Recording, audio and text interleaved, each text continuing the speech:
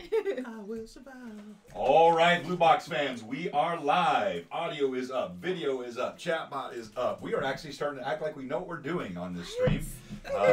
Don't let it fool you. We really don't. But thank you for joining us today, and we are, of course, on Campaign 2, which is the second time we've run Campaign 2 in the last month, which is like a breakneck pace for this group. And we'll do a bit of kind of what happened last time in a moment. But as always, we'd like to thank our sponsors, and we have great sponsors, including the oft-mentioned Dragon Crafting Guild and his amazing dice trays. Check him out. Hey! Hey, Summer! Thank you for the follow, and you just jumped the gun on me, because I was actually going to say we have a giveaway today if we get to 260 followers. We just got to 260 followers. Let's go! Okay, so... No, we're at 259. No, we were at 259 before the stream. That was 260. So, we'll be giving away, unless we lost somebody like in the last hour, that we'll be giving away this very mini dragon. He's a good size mini dragon, super slick, and he will be given away at the break today.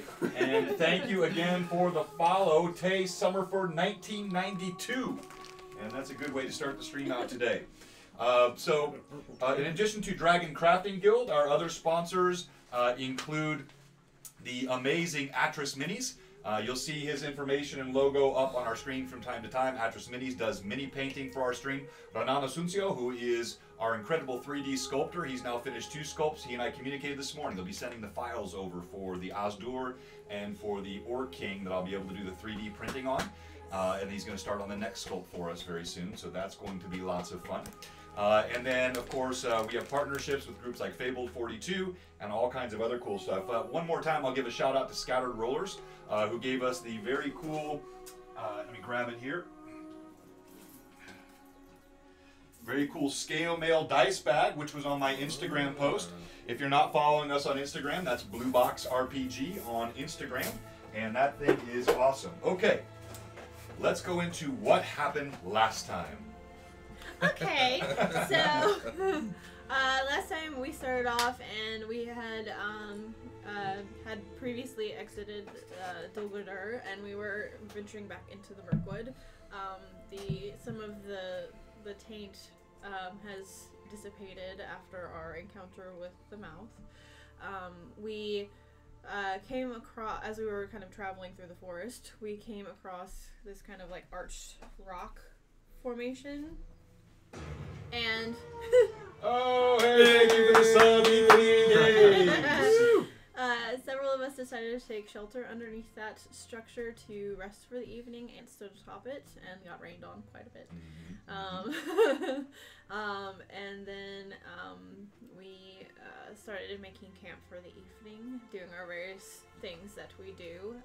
There was a watch taken by certain people. And then during when the rest had begun, Ant noticed something and proceeded to track down what that was to a rock a little ways off into the distance. So Ant, when you got on top of the rock, what was it that you saw? Something really scary with glowing eyes. Okay. And kind of seemed familiar to you, right? Yeah. Yeah. Okay. But a creepy version of it. So his early associate, which then became his nemesis, Lem, but not quite Lem, is what he saw beneath the rock. And a couple of people actually followed after Ant, but they did not see that. The perception was not high enough for them to notice what was back there. So after that all happened, Ant was trying to speak to him, if I remember correctly, and something happened and he ran away. So then everyone else proceeded back to camp to take their rest. Bird dance training. What's happening? Yeah. Yes, Bird with dance rock. training. With rock. which ultimately was successful. So then we managed to get our full rest in, and then awoke to fight a bunch of orcs who had come into like where we had been camping, and it was, I think, 5 or 6 total that had kind of surrounded us. And the fight was fairly successful. There was a bit of cloud kill issues, and there were some fireballs thrown at us from off in the distance. Oh, you forgot about the highlight of that fight, though. Well, I know Edalus had a pretty amazing move during that fight. It was beautifully executed. When Edalus plonked flat on the ground. Edalus heroically leaping from the top of the arch, but slipping and misjudging the distance, face planting in the mud right in front of the orcs. Yes, he was trying to land on one of them, but just not like it is in the movies, Steve. No. And I didn't have enough practice, so I should have known better. Should have been practicing. And Holgrim, and actually Holgrim's dad, managed to be the most dexterous of us all and managed to avoid the first fireball completely by leaping out of the way with great alacrity. The rest of us got fireballed right in the face. We actually managed to keep ourselves up, and Ant and Azimir actually tracked down the source of the fireballs and took care of that situation. Ant got there first. Yeah, it was a bit of a sprint. Yeah. And we actually doom. Yeah. Yeah. When I died. We actually managed to successfully fend off those, and then found ourselves surrounded by even more orcs all the way around, hundreds of them. And well, we were captured and brought to the leader of the orcs. I would like to say we willingly followed them back to their to parlay. Willingly. So again, Speak for yourself. for the viewers, these were not just orcs. These were, of course, what you would think of as Uruk-hai in the Tolkien lore, but much more organized, powerful, civilized sort of orcs, and clearly a martial army or force. And they willingly or otherwise took the party with them north, deeper into the Mirkwood, until they found the encampment where the Orc King resided. Yes, and Marthaliel made the poor decision to comprehend languages and heard a lot of very, very horrible things being said. Very NSFW Orc talk. Yeah, she was not happy by any means. Let's see. And so we proceeded into their camp, and basically there was a very long conversation about the teleportation orbs, which I forget the name of them. Something. Yeah. Anyway. So yeah.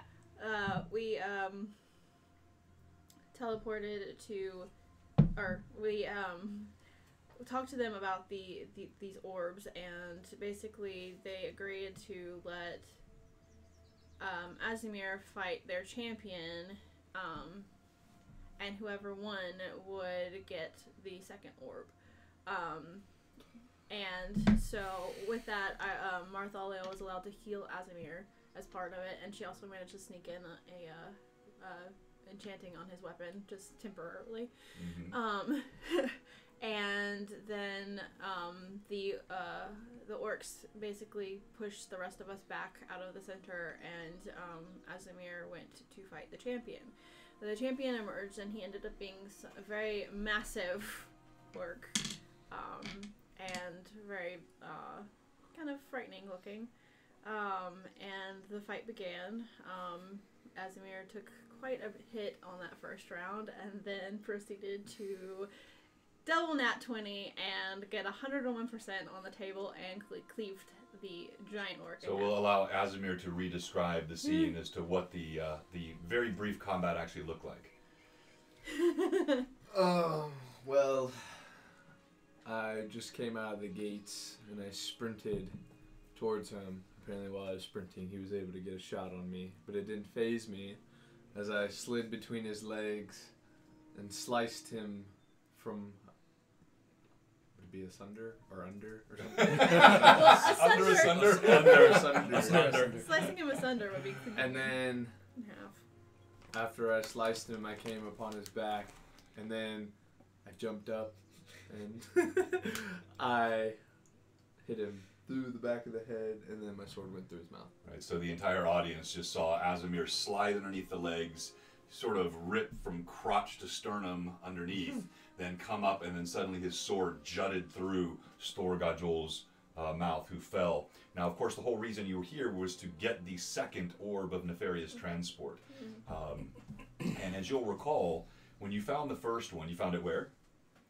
In the treasure chest that Ant leaped into. Where also was found the dirk of imprudent haste. Yes. And you, you remember that when his father, when Halgrim's father, the Istar, looked at that first one and read the words, you might recall that he looked crestfallen. You could see now, looking back in retrospect, that he already knew what it was going to take to activate these stones.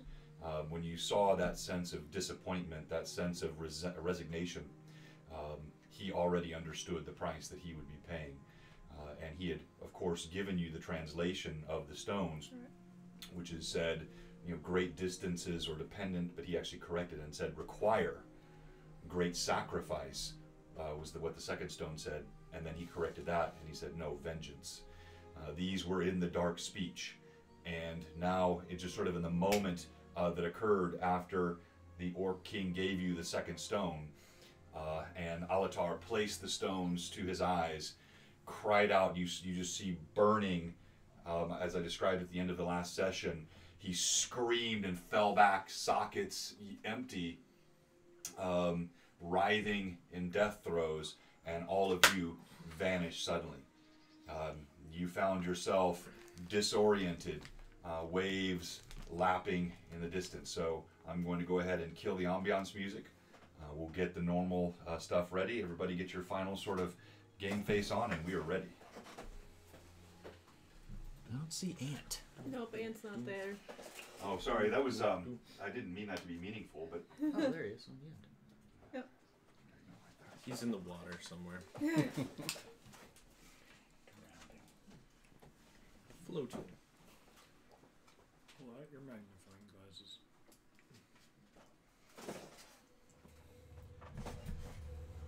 All right, so you come to, you smell salt and you hear the crashing of waves.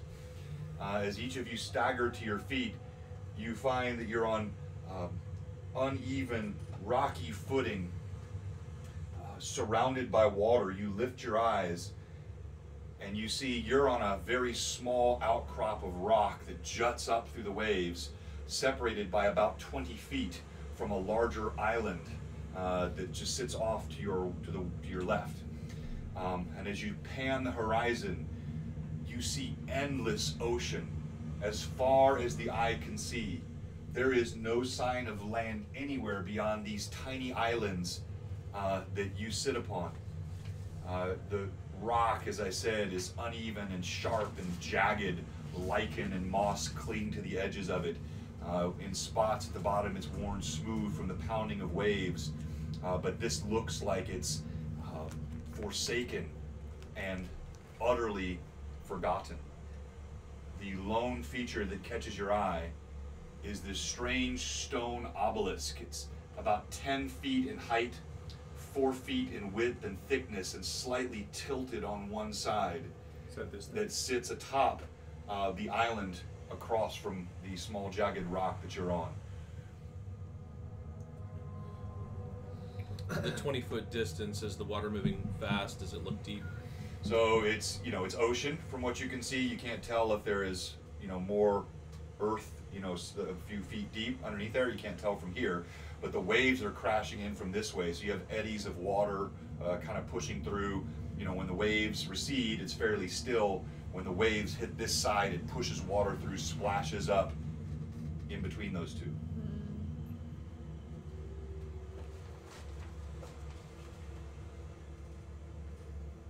For our audience's viewing pleasure.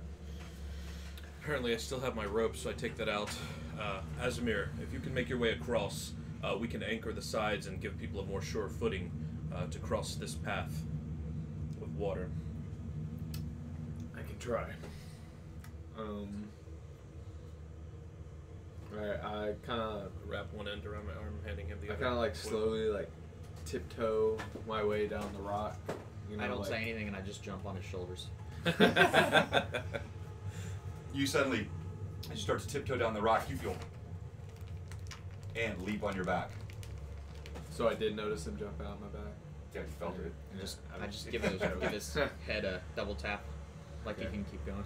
Okay. I kind of like then I slowly like lay my feet into the water and then I try to see how deep it is to see if I can walk across or if I'm gonna need to swim. All right, so you're kind of balancing. It's slippery here as you get lower on the rocks. You brace yourself on the rocks and kind of dip your foot in the water. You know, it goes ankle, knee. You don't feel anything. I can't swim with you on my back. I believe in you. Awesome. Get off, little buddy. Alright. I'm sure ants could be tossed across. Oh. He could check if it's safe for us. I couldn't throw him 20 feet, could I?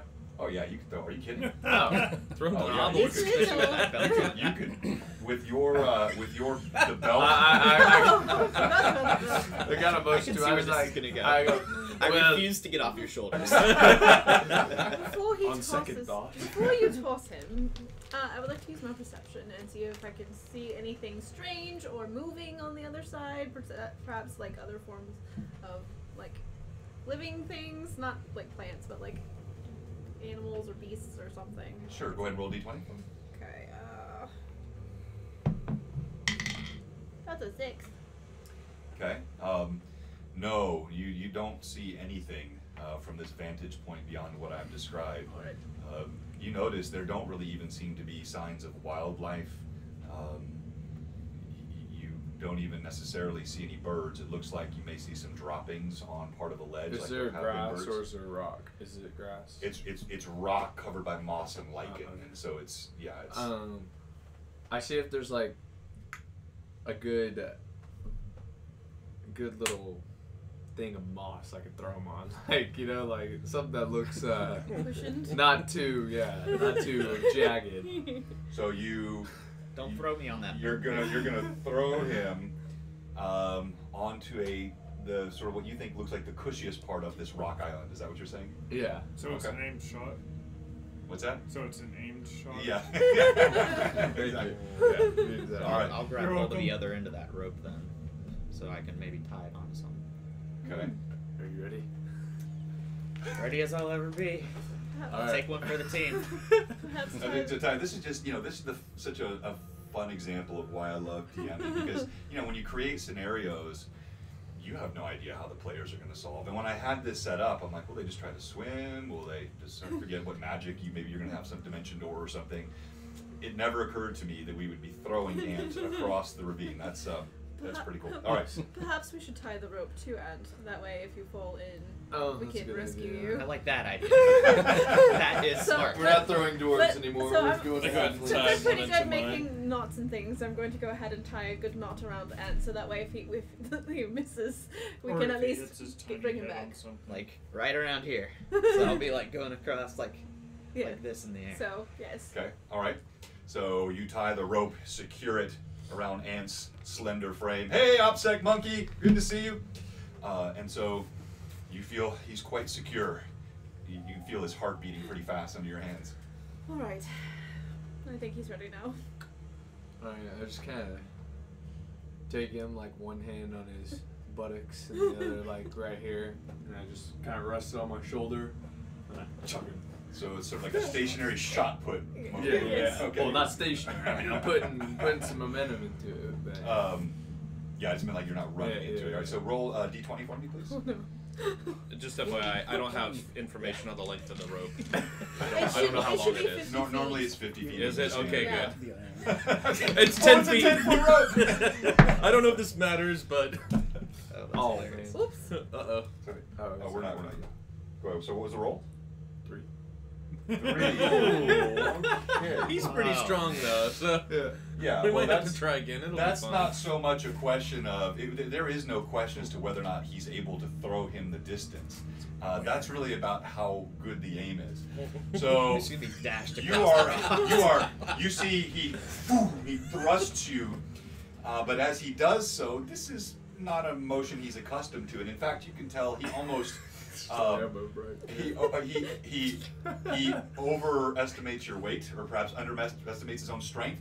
You are hurtled like a missile weapon out of Azra's hand. You see this jagged rock wall approaching at ridiculous speed. I start pulling on the rope to try to. Do you? Yes, immediately to try to get it to. All right, so Analyst yanks the rope.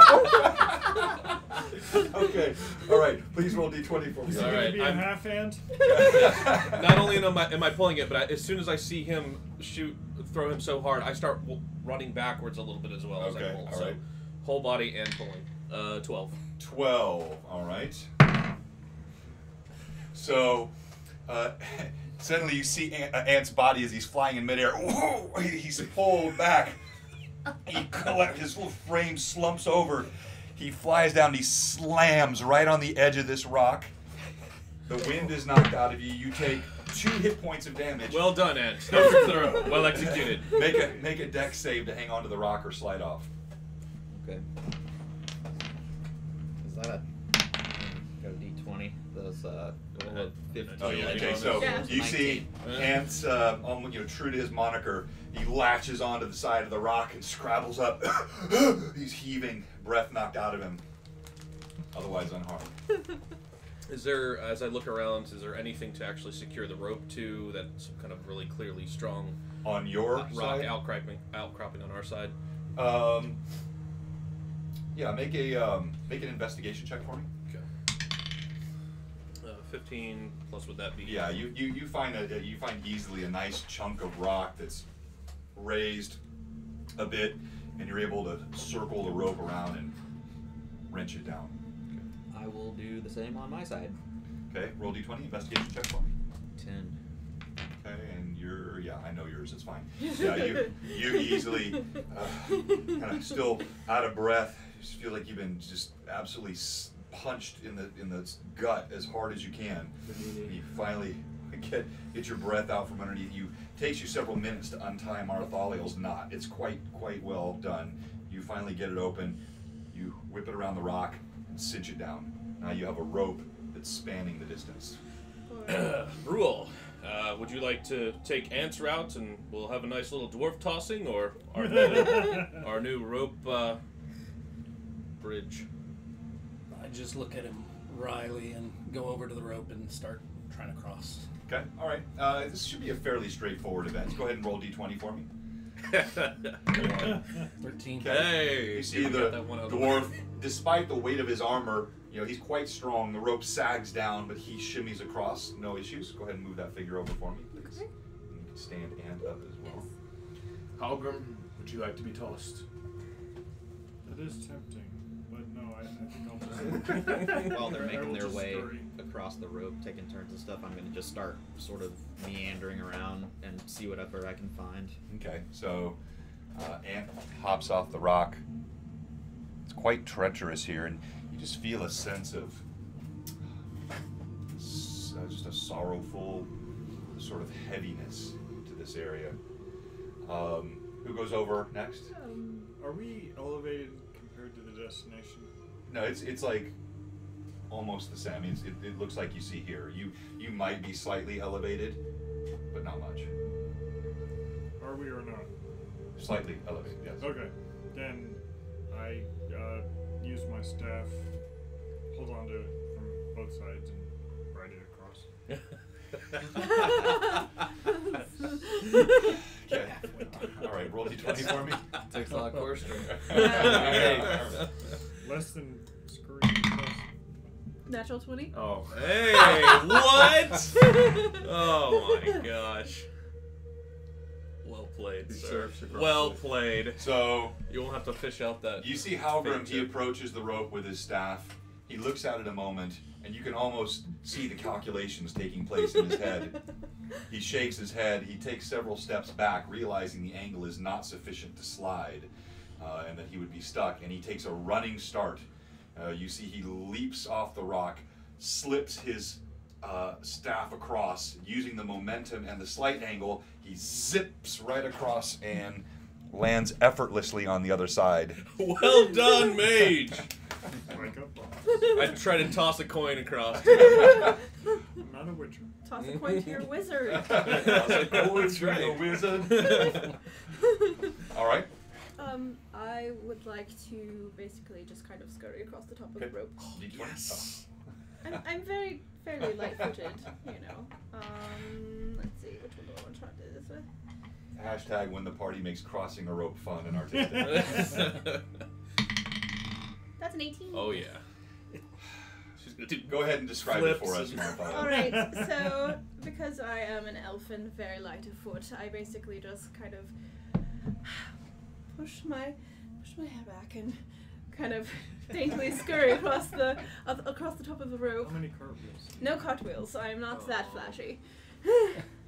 But yeah, so I just kind of scurry across the top and land gently on the other side. Edlis and Azamir remain. I'd like to bring my rope across, so if you don't mind, when you get over there, if you can help pull me across, that would be great. See, Asmir grabs one hand on the rope, drops down, and he begins walking on the air, or on the water as he's pulling himself across. So it just looks like he's walking across. Oh yeah. I did not announce any XP for creativity on rope crossing. We're anticipating it though. All right, you see Azamir just with great ease, although the rope does, in fact, it sags down under his weight to where his feet are almost touching the water. And as he does, cross over for some unknown reason, he starts churning his legs. The rope groans underneath his weight, but he easily lifts himself up on the other side of the rocks. I untie this one on my side, tie it around myself, and looking to Azamir to help pulling me up. I make my way across. All right, so while this is happening, and you're exploring the island, you see little inlets, crags, places where water has kind of seeped in between these formations of stone. As you look off one edge, you can see that this does in fact look like it's the tip of a mountain or the top of a land terrain. You can see it sort of descends underneath the water in certain spots. Go ahead and roll d20 for me. We're going to be descending into that. 12. Okay. You don't notice anything else as you move toward the stones. You can see that there is what looks like a gradual ascension that you can make around this side up toward the obelisk. Is Okay. the monolith visible to us? Yes. Yeah. I send Rock to perch most picturesque above it and let us know if he sees anything in the vicinity. Do you have him? You're having him perch on it, or you're having him? Okay. All right. As in the most picturesque pose possible. It is majestic. All right. So you see, Rock swoops up, lands atop the obelisk, and as he sits on top of it, he doesn't seem to have any issue. Nothing bothers him. Are you doing anything else with him? Or? No, I'm just heading that way. I'm interested in the rock as well. Okay. I mean the monolith. Okay. Obelisk. All right. So then, Edlis gets pulled across. Just for fun, go ahead and roll d20 for me. All right. Oh man. He drowns. Oh, it's a one. It's a 2. It's a 2. It's not a 1. Well, you on your end. I'm gonna dive off, by the way. Okay, you dive off. As you dive off, you hit the water. You're even as light as your armor is, with all of your equipment and whatnot. You feel yourself start to sink. Suddenly, the rope snaps taut, and Azamir hauls you up the side of the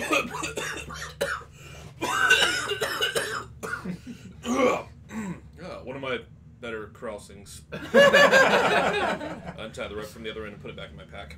Okay. Try to forget about what just happened. All right, so you're now all on the main island. You see Ant is kind of looking around and skulking amongst it. I investigate too. I kind of look for like anything that seems out of sorts or like moved unnaturally. Okay. Anyone else? I'm more excited about this rock, so I'm like gonna just run over to it and start seeing like just what's in the very near vicinity around it. Okay. All right. We'll come back to you in just a second. What are the four of you doing? I'm just kind of gonna continue onto the island and The just same. look around, see what I see. I'm Oop. still trying to find my way towards the monolith. Okay. Edalus? I'm checking for a spot near there for making camp, possibly. When was the last time we made camp? Before Like, how long would it have been now? Only half a day? Yeah, it would have been sufficient time for another long rest because Okay. you had had a forced march after your last rest that went on for several hours. But I didn't observe spells being used or other things that. So far, he's fought, and that's pretty much it. Yeah, I think so. I think that's right. Well, So, we but did use spells when we fought the orcs at the. Well, I'm good. Right. Okay. So we have been through a whole battle. Okay. Yes. Yeah. So I'm starting to kind of prepare a camp area, trying to set up. All right, and as you take a couple of steps forward, you hear the footsteps behind you. You see Edalus kind of searching for a camp. You get ready to drop into your sprint, and you see a greenish mist starts coming right up in front of you. 2 columns of greenish mist. Ooh. I will no longer sprint anywhere. I'm actually gonna start just kind of backing up, feeling a little bit intimidated at the moment. So, Earthalia, Hallgrim, Yes. Do You're- I recognize the- this? Yeah, so That- you're all. Ant calls your attention, and you look. You all see now these 2 misty green columns coalesce into what look like figures, ancient-looking knights, elvish perhaps. They have armor that is antiquated in design, and they each stand with helms and swords by their sides. Can I see if I recognize kind Ants, of don't mess with them. what point of, Okay. in my elven history that they might be from, based on the look of their armor and things? Yeah, Brule, do these look familiar to Roll you? roll a knowledge history check for me. Let's see, where's my skills? Knowledge. History. Okay. Hey, I actually put lots of points in that one. So that's a 14. 14. Mm-hmm. These are clearly of the first age. Alright. It's very strange. One of them speaks, and it sounds like gravel shaking around inside of a stone pot. Wanderers, you see his head swivels and looks at all of you. He hesitates a moment as he sees Marthaliel, does the same at each of you, but then his gaze, he's only seen this group kind of here. He hasn't noticed Ant yet, who's kind of tucked to here, and Azamir was just slightly off of where he was looking.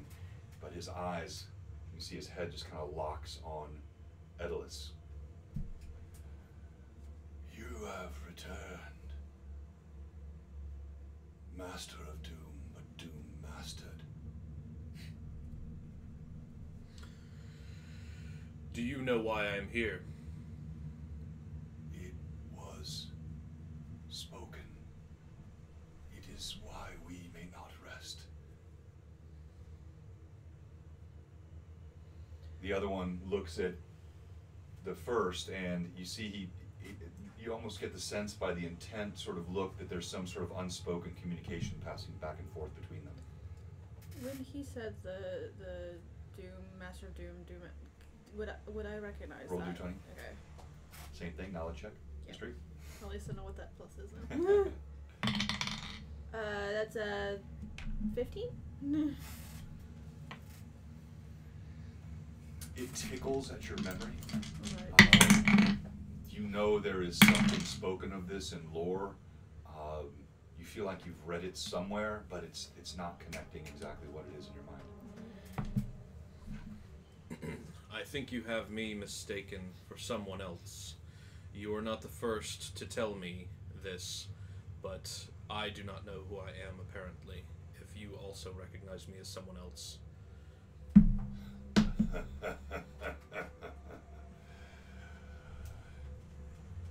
I would tell you. And he kind of, as he makes a motion at the island all around,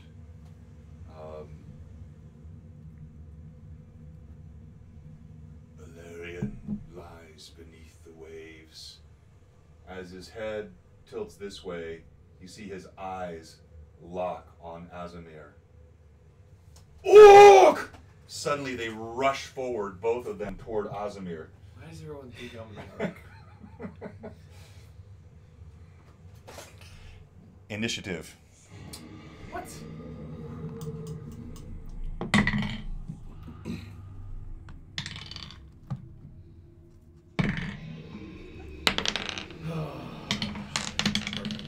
$20. 25. Whoa.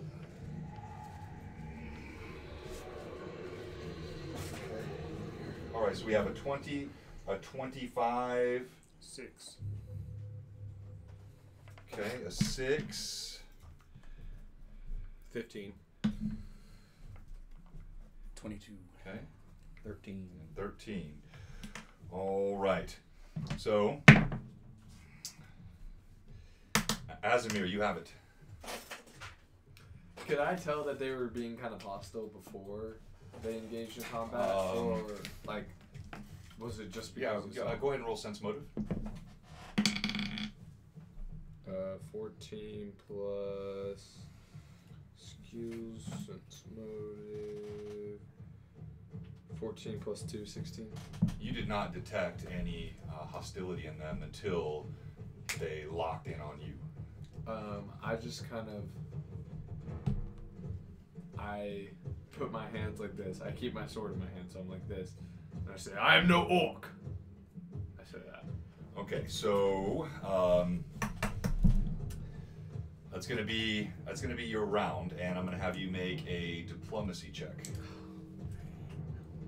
I bet it's really high. Oh, when you need to be a paladin. Right. Can I roll this at advantage? I have one. Do you have advantage? Yeah, Yeah. from last session. Well, good thing I did, because I was a 1. 13 plus 5 is 18.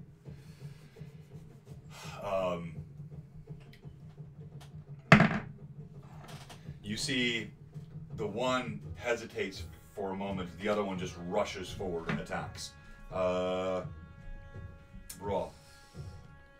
Oh gosh. Where am I?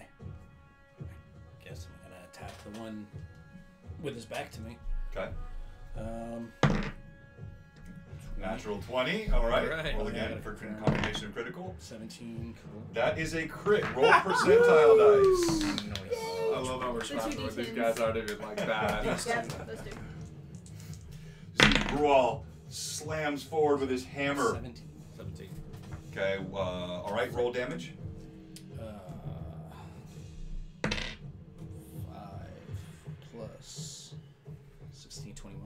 Okay, 21, and it's a minor crit, so there's some additional damage that's assessed with that. You feel your hammer, even though this thing looks misty, when it makes contact with the surface of the apparition, it catches and slows like it's going through something more substantial. All right, next we have Marthalio.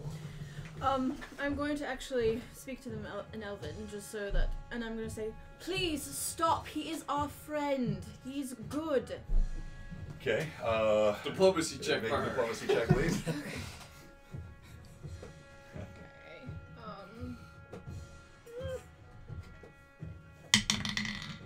That's 14. Total 14. Yeah, total 14.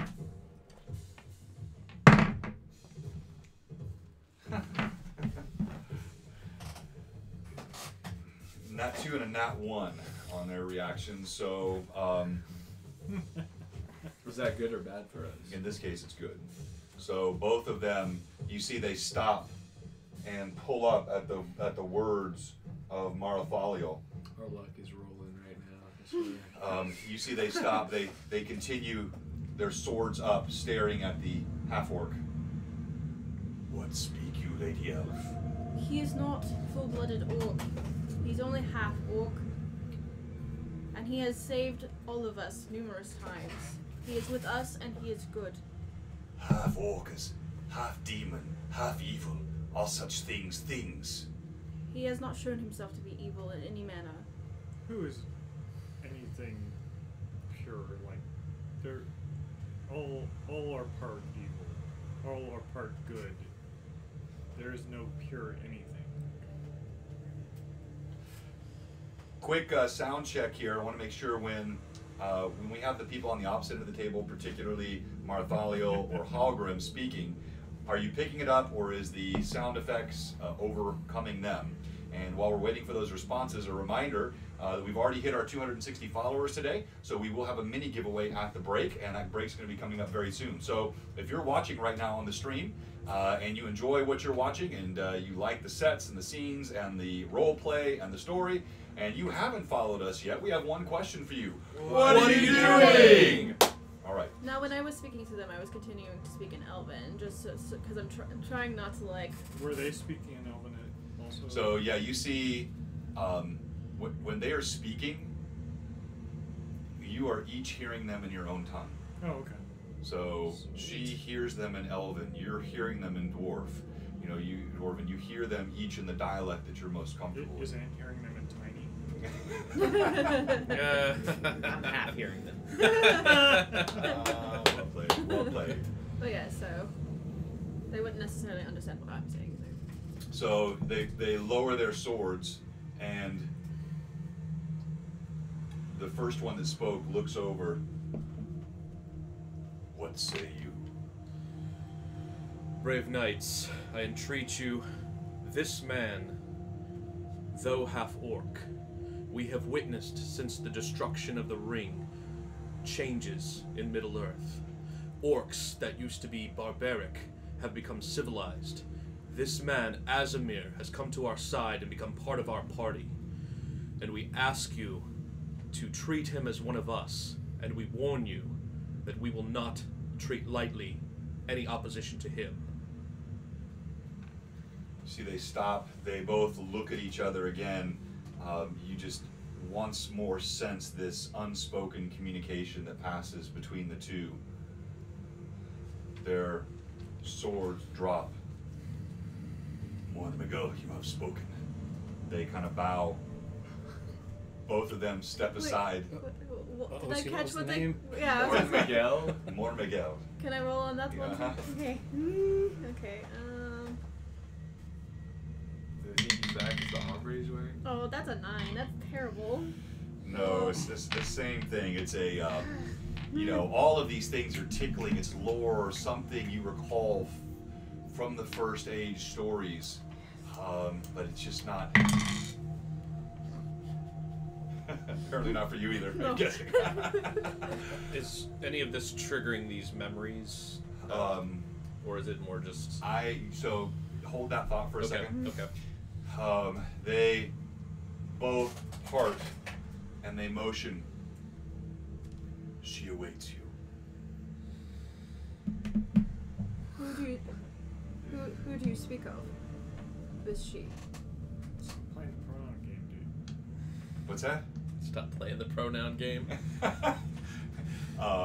You see now that they have passed Edalus on, they both just drop their heads and grow silent.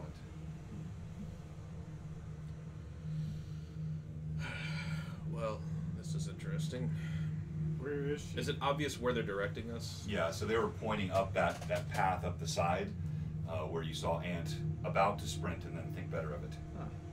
Then I will now sprint. I slowly follow him. Actually, I'm going to take my sword out and sprint, or my dagger out and sprint, and then put it back when I get up there. Okay. He's being I mean, imprudent. I want to show off somehow because, you know, Because Ella's getting all the show. attention. Yeah. So I also like punch him as I run. Ant, he pulls the dirk of imprudent haste from its sheath, and even as he does so, again, you see once more this twitchy movement that you've become accustomed to.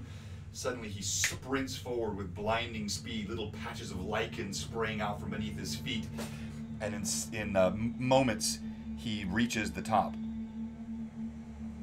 But I really did punch him when I You felt something thunk your thigh as you went by.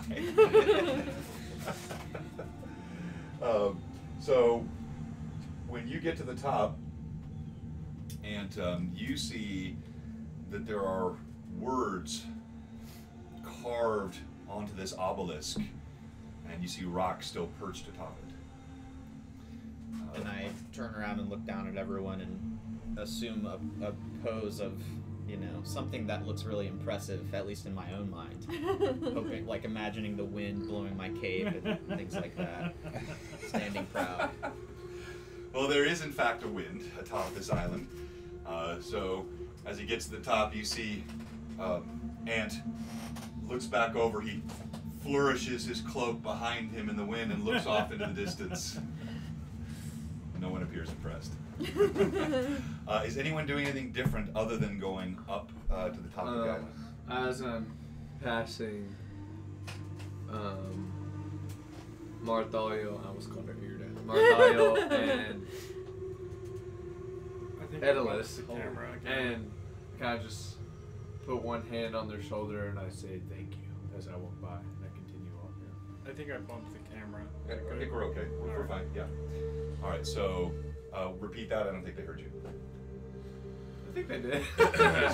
I heard you. I put my hand on like their shoulder and I say thank you as I walk by.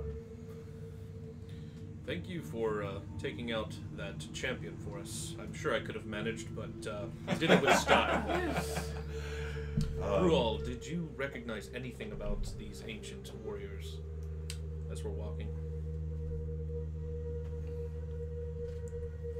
Oh, see, would I have Go ahead, roll D20. recognized? 13. You know, only that you had some recognition of the style of armor that they wore. You know, as a dwarven, you know, smith and warrior of the Second Age, you were intimately familiar with all types of armor, and you recognize this as the sort of ceremonial elven armor that would be worn by the high elves of the First Age.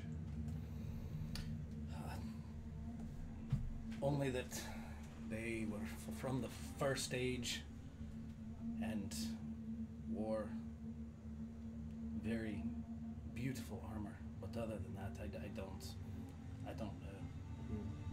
So very ancient, even by your standards. Yes. Ancient. Was there anything before the First Age? The -1 age. The zeroth age. Preceded I just ignore Halgrim. You know, I have certain like sounds I can just repeat with one touch. I think the party could have that just on a repeat one touch. I just ignore Halgrim. I think it's been spoken more than any one single phrase. Maybe even more than roll D20. I'm not sure. But how do you know it was the First Age?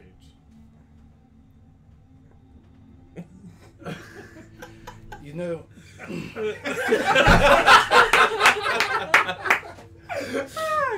you are more concerned with apparitions in front of you than your own father dying in front of your eyes.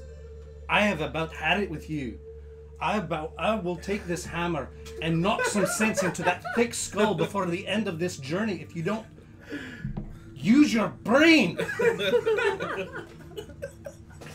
And I continue up the hill. You see a fake clap from a master standing behind the party. All right, Ann, are you doing anything else while you're on top of this? I'm just maintaining that pose and kind of watching them out of the corner of my eye. All right, so as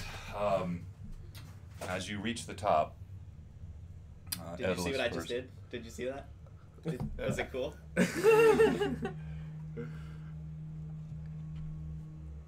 Hey, did you see that? I think the video is slow again. There's been some comments on it. Is it? Yeah. Where's the Like audio? a slight lag in the Yeah. audio. All right, well, let's go ahead and try that real quick. But we'll do it at the break here in a second, I think. So let's get back to it. So, as you again reach back to the top of the island, Edlis, you stand before this obelisk now. You hear the footsteps of your comrades coming up, and you see words carved into the obelisk that say Turin Turambar, Dagnir Gloranga, and then underneath you see the words Nienor Naniel. And by the way, quick OOC, if everybody wants to take a look, if you haven't noticed this already, It's on the. it's actually on that stone. On the. Nice. Yeah, it's there. Nice. Oh, that's cool. Hey, That's Who awesome. made look at the that? guy said, look what he said. Look at Steve. Okay. Who made the stone? Hey, Lurkenstein! Old deities and demigods book just reminds me of the old stuff with hundreds of Exactly, yes. You know, I had the old deities and demigods, the original book that had the misprint in it, which was Nice. actually quite valuable, and I don't have that anymore, so that's very Oh. sad. So you see those words scrawled, clearly weathered, ancient with time. As you stand there, you look up at the stone. You see Bob atop it. You hear the rest of your comrades come up the side. You all see Turin, or Edlis stands in front of the Turambar obelisk, and he seems almost mesmerized, and he doesn't notice that there's now a pale apparition of a woman that sits right next to it.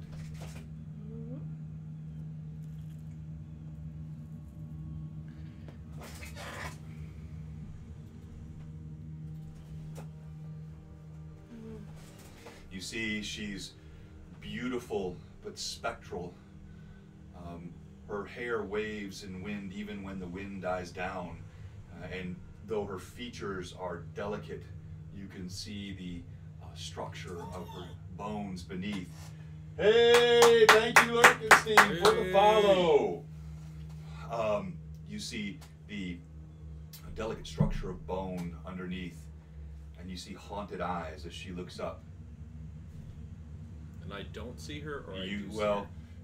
you don't see her. Like Okay. you're just mesmerized, staring at the stone, almost entranced. I would like to continue up. Wait, do I see her? Yeah, you all of you see her now. What race does she look to me? That's She racist. she looks either elf or high men, delicate features. Okay. And I can see her as well. Yes. Wait, what does the stone say again? It says Turin Turambar Is that Elvish? Dagnir. What? Is that Elvish? No. No. Do I know what it is? Roll d20. Most unlikely check. 12. It just sounds like, nonsense to you.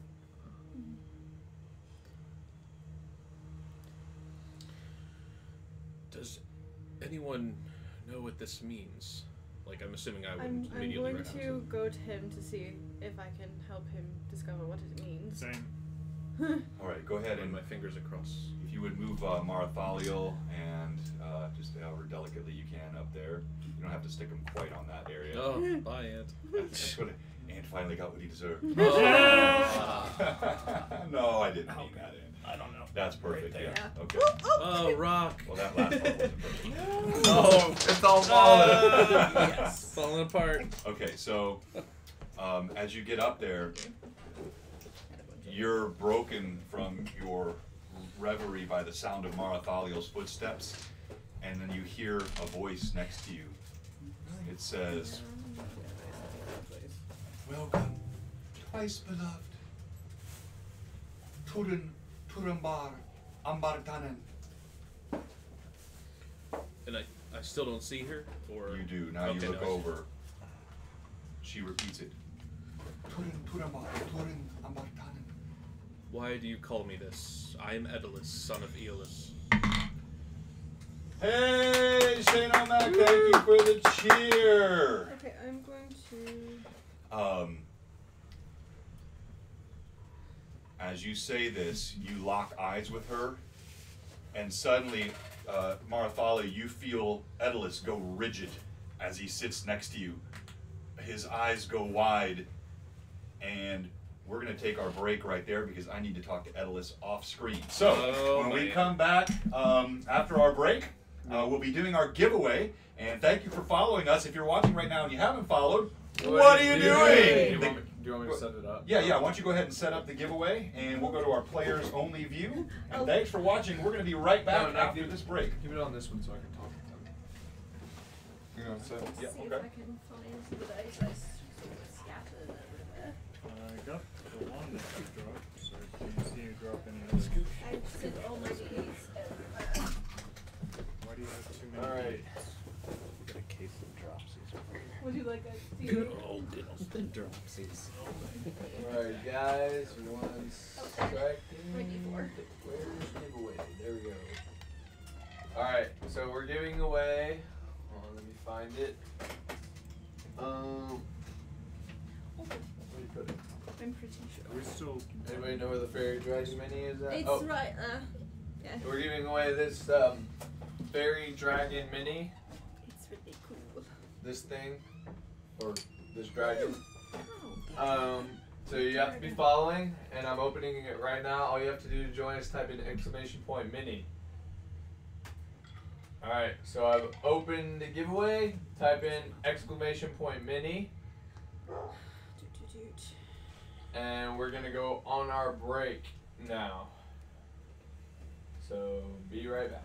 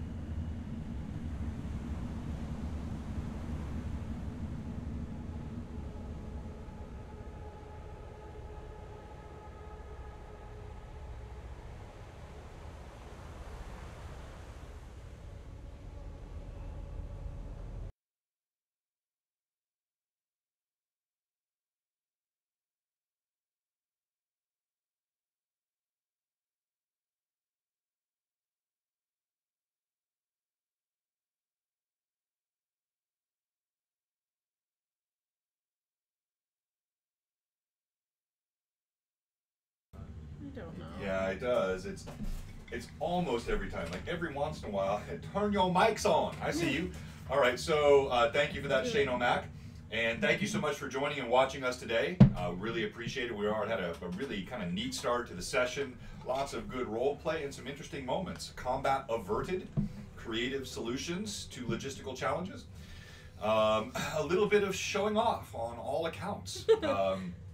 But I think the mini giveaway is going to be a lot of fun. So if you haven't done it already, do a exclamation point mini. And I see that there are several in already.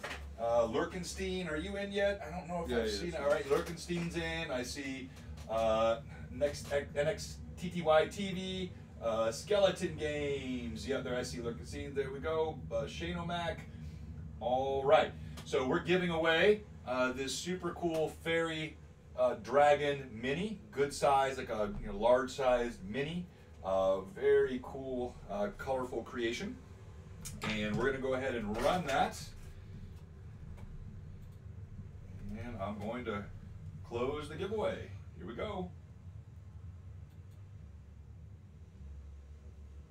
Who won? Shane O'Mac! Hey! Congratulations, Shane O'Mac. Well done, sir. Always a faithful follower of the stream, and also just an all-around good guy. I found out a week or so ago he's a Roddy Piper fan as well, as we were lamenting the death of favorite celebrities. And just a cool guy, does all kinds of neat stuff. If you're not following him, check him out on his Instagram channel. He's always got neat stuff that he and his family are doing, or his dogs, and just a good guy. So congrats, Shane O'Mac. I already have your addressing information because I think we sent you out a Blue Box t-shirt about a week or so ago as gratis, and this mini will be on its way to you as well, my friend. All right. So, resetting the scene. Hey, thank you for the sub, Lurkenstein. And also thank you for showing me I have 2 different alert boxes up on this. I don't know how that keeps happening. These things like multiply like rabbits. I don't even create new ones and then they just pop up. So let's get rid of that one. And it should be back to 1. Absolutely. All right, now, just as we resume, just a reminder to set the scene. So you're now atop this island. The waves lap and crash. The wind is salty and crisp. Ant still sits atop the promontory of rock as the wind whips his cloak. Now Marathaliel and Edalus stand next to this figure, Hallgrim to the side, rock perched atop the obelisk. And as she has spoken to Edalus, you have felt him suddenly go rigid. All right. Can I understand what's on the obelisk? Do I recognize the words? Roll d20. Okay. That's a 16 history? Yeah, Okay, and that's a 23. Yeah, so with the reading of this stone, all of the names together, you immediately recognize Glaurunga. That is the ancient dragon, the second largest worm known on Middle Earth. And the context of Turanbar, all of a sudden the story clicks and you recognize what this is. Right. And then you remember the name Nienor as being, from the stories, either his sister or his wife. It was unclear from the stories. And would I possibly recognize this woman's figure as that person in context with this, perchance? Roll d20 again for me. Let's do Nienor. insight. Whoops. Is it you? Why am I here? That's an What 18. happened? And Nienor! I'm sorry! What's My insight? love, you have been mastered by doom, but mastered no more. Twice beloved. I am here. What's happening to me? She reaches out a pale hand. Okay. Who are you? When he addresses, you clearly know Okay. what this is. Okay. I back away immediately. Nienor, Her spectral hand just reaches out. what happened to us? My love. What's happening to me?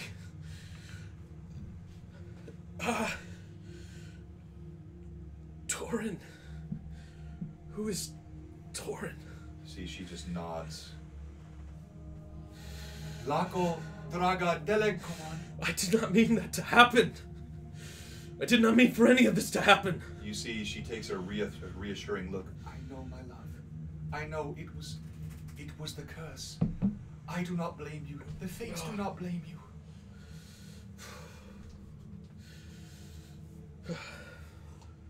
Where are we? Who are you? Who are you people?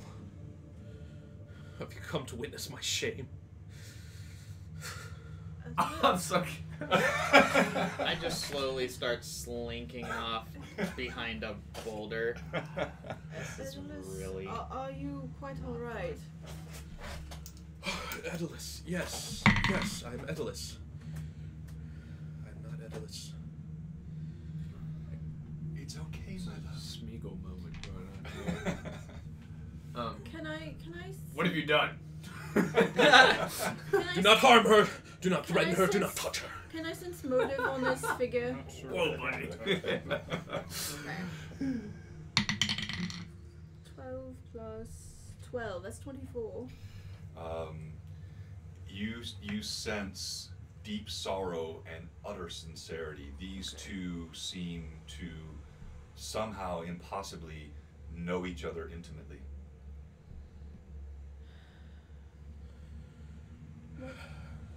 I'm trying to understand what is going on. Atlas, can you? Do you not recognize us? Halgrim, Yes, that's me. Merthaliel, You- Brual, Ant, Azamir, Leonor. It's okay, my love. You have come here for a purpose. Hold my hand. You see a hand that's alternating skeletal and pale and beautiful. Don't do it. Okay, as you touch hands with her, you feel just further floods into your mind. You see a warm glow that emanates between the two of them, and there is a rumble in the ground. Alright. As they hold hands, you see the earth sort of opens up to the side, and we'll move the minis just a bit so we have a little more room.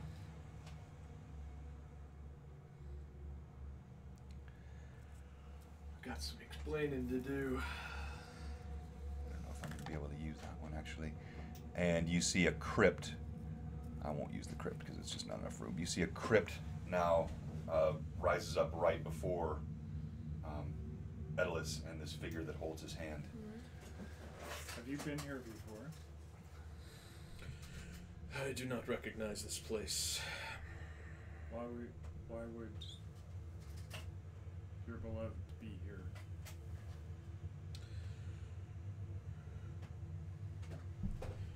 It is a tale I will tell you later. For now, I must understand my new purpose. I look into the crypt. You see the lid has already kind of slid away on its own, and you see a body there, and instantly again you feel this sense of recognition. In your own mind, you see yourself laying in that crypt. Across the chest of what actually is a skeleton, and you can see this from your vantage point. I'll say Halgrim, you can kind of see it as well. There's a long black blade, but it's now shot through with bits of white in the blade. I reach down and take the blade. As you pull the blade off, you see that there are pieces of rib and spine that are missing from the skeleton. And as Nienor holds your hand, she says, "You have forged it anew with your own body."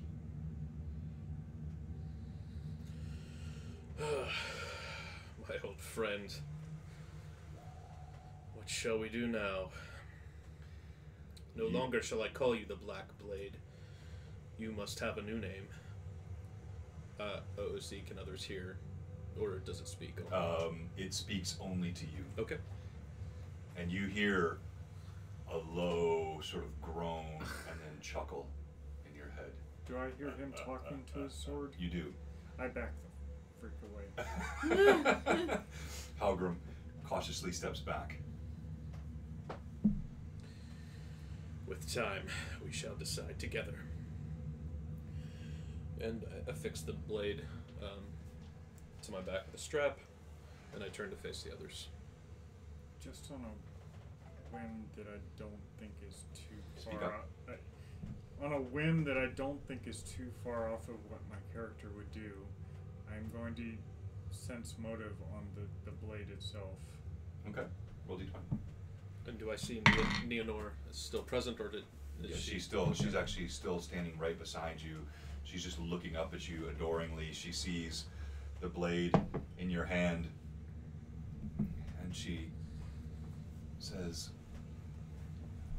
"I would that I might sleep."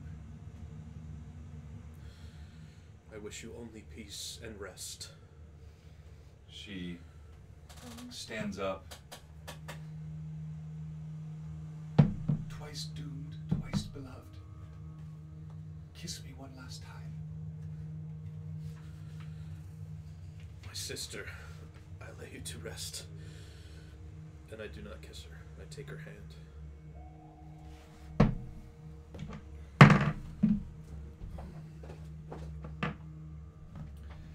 You feel a note of sorrow. You see her head fall, and she nods.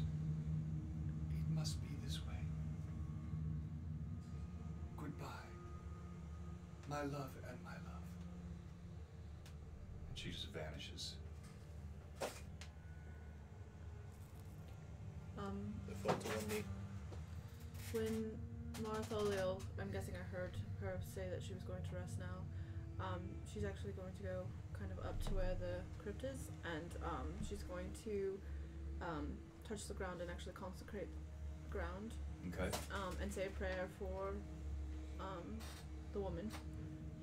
All right. So Marathalio moves over. She casts a spell, and as she does so, she says a word of prayer. You see holy light emanates here, and the crypt of its own accord slides back into the ground. So no evil can touch this place. I thank you. Hey, whoa, Lurgency, thank you very much. And you just let us know what you want to do with that. That can be used for quite a few different things for these players. So, as it slides back into the ground and you thank, you see Halgrim is standing a few feet off. You sensed, what was your roll on your sense motive? 10. Yeah, I mean, you feel powerful magic. You can sense it from this distance, but you cannot sense anything further. You know, your ear was caught by this idea of reforging with his own body. That's not a term you've ever heard before. Ant is, you still hiding behind the rock? No, I'm kind of creeping back a little bit, hesitant. I'm just... Did your sister say she wanted you to kiss her one more time?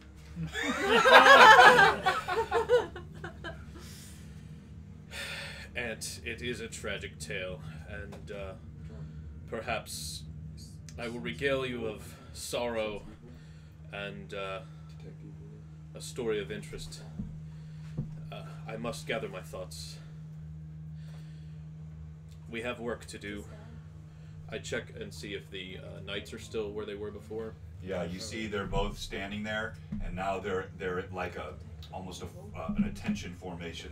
They stand, their swords are held to their chests, their shoulders high, and their heads tilted up toward the stone. Like, meaning to go do this right after he had responded to me, I was just going to go over and kind of pat him on the back and then walk off a little bit. Okay. Oh, see, real quick. He said that we can choose, so I think we'll just decide as a party when we want to restore one of our players' abilities or full heal them. So, if someone gets... So we'll save that for a dire situation. All right, so thank you again to Lurkenstein. So his 1,000-bit gift, it goes to a one-time use of either a restoration of all spells and abilities or a full heal for a player to be used at player discretion. You all must agree, though. Okay. Awesome. All right, so Ant pats you just a few inches away from where he punched you moments ago.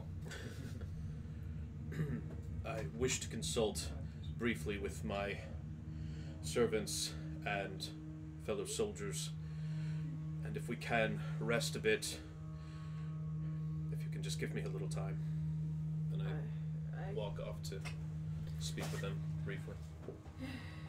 You see Edalus walks down the steps. His head is heavy. The black sword looks massive on his back and against the gleaming armor of Celeborn that he still wears as he descends down. Let's just go around quickly. What are all the rest of you doing? Yeah. Set up for the night. Get my little bedroll out. Okay. Roll. I'm gonna look around and see if there's anything else of note on the island. And eat. What's that? And eat. Okay. All right, go ahead and roll D20 perception check for me. 2. Okay. No, you don't. You don't notice anything of interest on the island. I would like to make the same check Okay, of go ahead. just searching the island, see if there's anything. That's a 5. Okay. No, it's an island. I look in the crypt and I try to see. It's gone. Well, it's sunk back down into the ground. Okay. Well, I don't. Alright. Okay. All right. So you're just kind of searching around. Halgrim, anything else you're doing? Yes, I'd like to go up to Brual and quietly ask him a couple things. Okay. All right. We'll come to that in a second, Martha. I'm going to head down and start to make my camp where That's it was me. recommended earlier. That's me. Oh, That where is am me. You're over here. Yeah. Oh, I I don't want to go I down. have the scimitar. Yes, so I'm going to just find what looks like a fairly comfortable spot, put out my bedroll, and do my journal thing. I'm actually going to draw a very lovely likeness of this woman that we saw, and the stone, the obelisk, and then I'll begin my prayers and meditations for the evening. Okay. Oh, and I will consume a ration as well. Okay. All right. You you do that. You begin to do your meditations and prayers. You see she pulls out you've seen this sketchbook from her before, and she starts sketching out what she had seen. As and you're pulling out your bedroll, you see Marthalia just a few feet away. Brual Halgrim walks up to you. You do have the ability to sense if an object has good or ill intent nested in it, don't you? You what? I.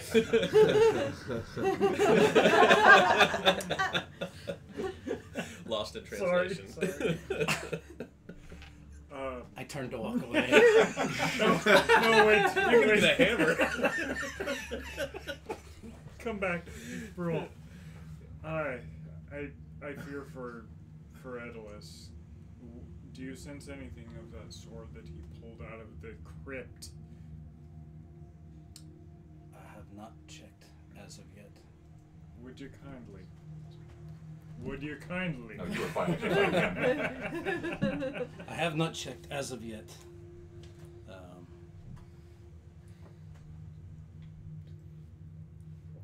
Perhaps in a bit.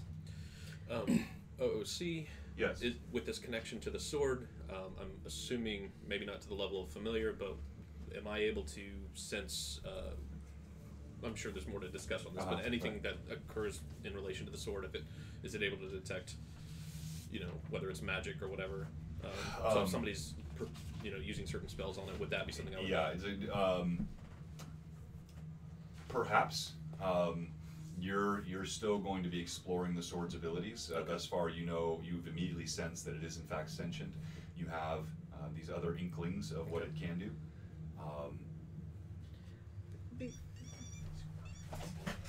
Before I start my prayers and meditations, I actually wanted to do a channel energy really quickly on everybody, just so that we can, because I know we went through a lot Okay. today, and I know you in particular took quite a bit of damage during that fight. Okay, 11, 18, 20 points of healing for anybody who needs it. I subtracted that. So I may occasionally give, you guys have already sensed that this sword that he has some sort of sentient ability, or at least he thinks it does because he's been talking to it.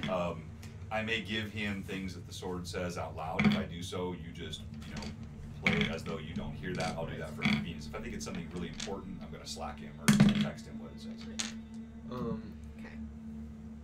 I kind of get on top of the obelisk, and I stand there, and I just look out and take in what I see. As you start to heave yourself up on the obelisk, you see the bony owl staring at you. I get on top of the obelisk, and I... Okay, it kind of flutters and shoves it, and it flies off.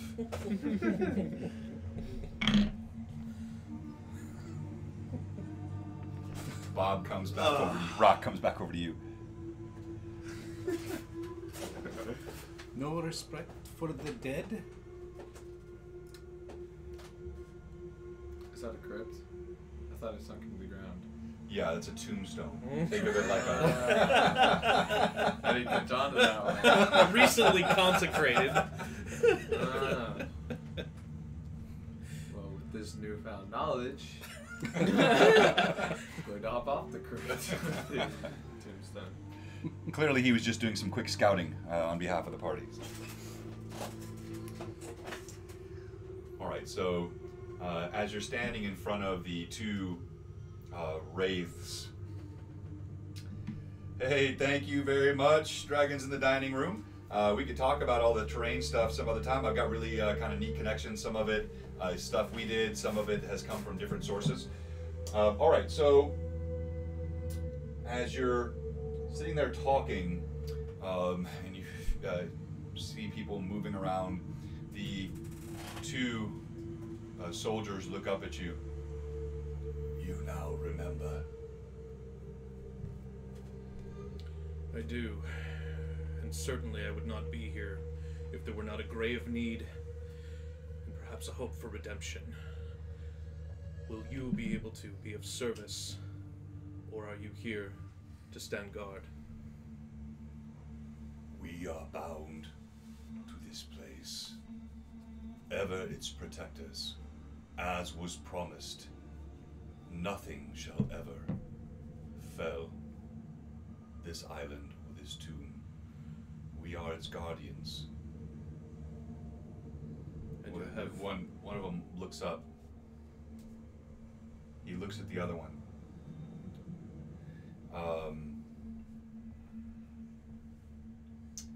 And roll d20. Oh, the dragon's coming for us. Here.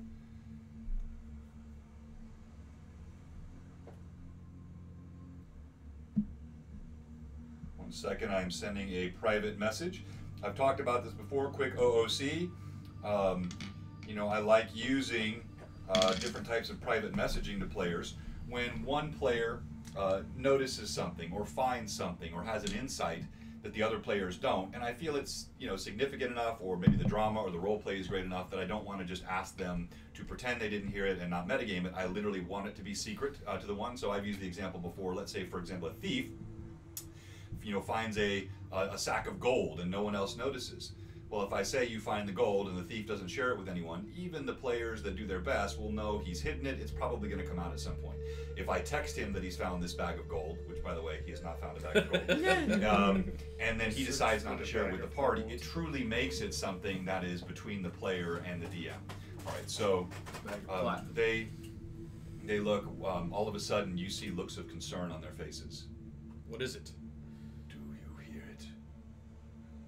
I jump back up out of my bedroll. Something's coming! And I hold my hand out, and I don't think to explain why. I'm just like, something's coming! Oh, my ring, my ring! Something else to die. You see, the one looks at you. These are some of the changes you spoke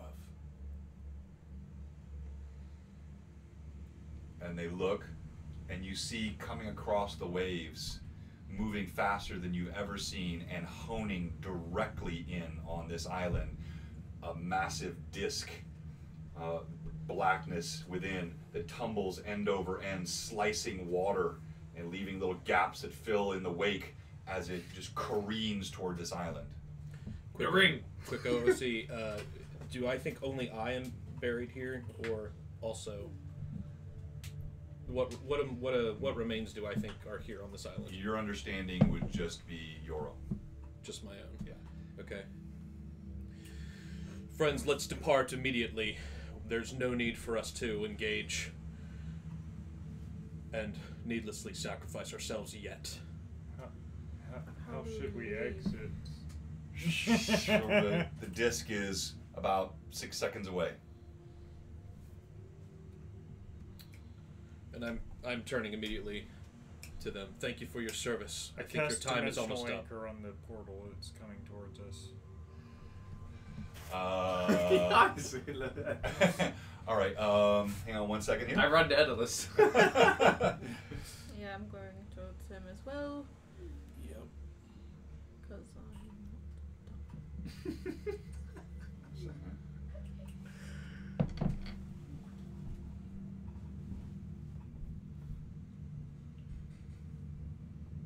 You see a green ray springs from Hallgrim's hand. Roll d20.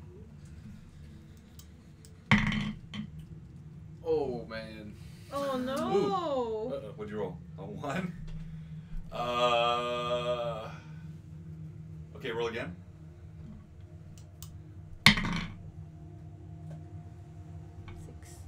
6. Okay, all right. As the green ray strikes this spinning obelisk, or spinning a disc, you see the disc folds itself inside out, and a monstrous creature belches out and lands right at the island. And I swear I did not do this after you said this. This was already, you see this monstrous demon stands on the shore, and it's looking right at you as though it was looking for you. When you say looking at me, do you mean looking at those? I think you should check. You're gonna regret running to Edalus. Okay. So you see, it stares right at you, and it lets out a mighty roar.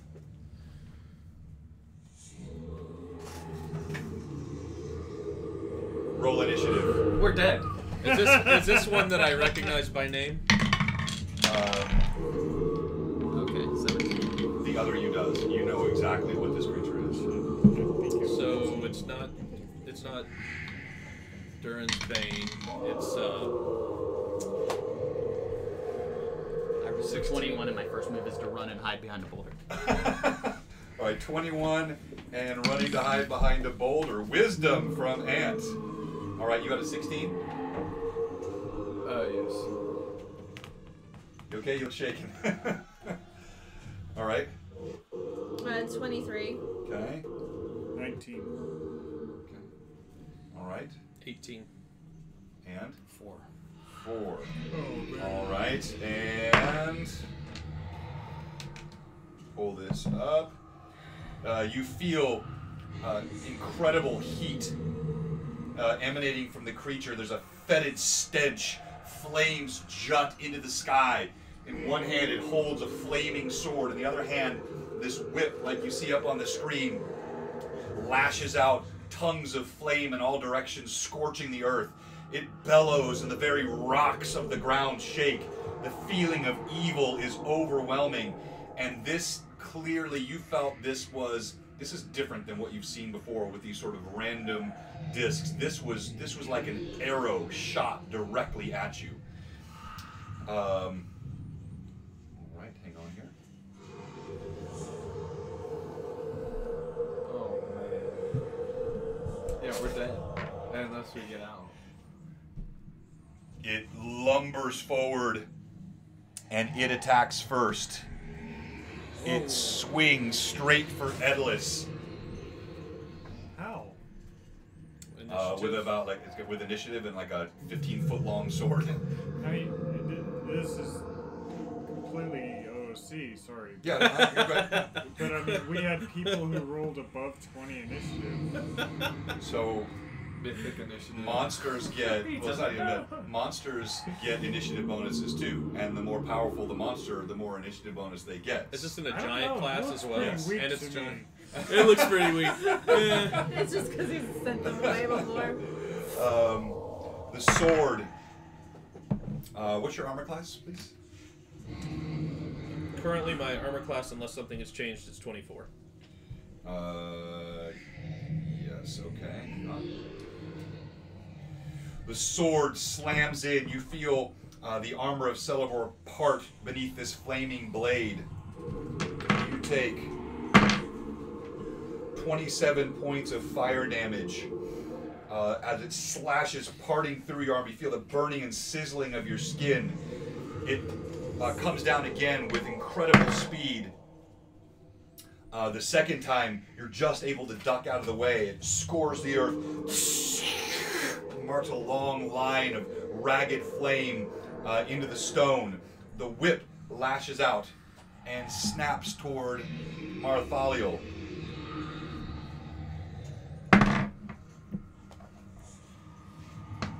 You see it wraps around her. She takes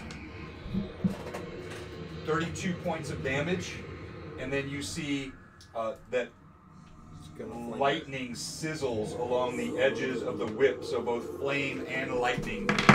And she takes an additional 12 points of lightning damage as it sizzles across her.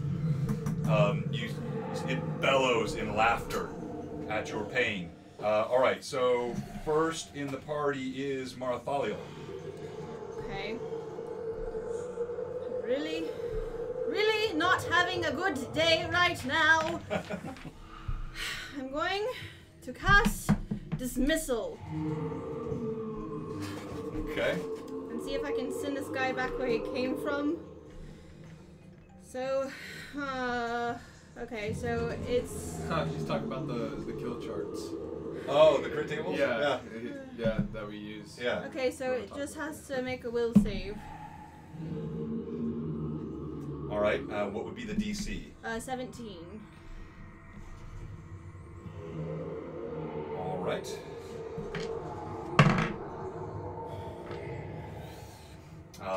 You see the weaves of your flow just melt in the flame of this creature.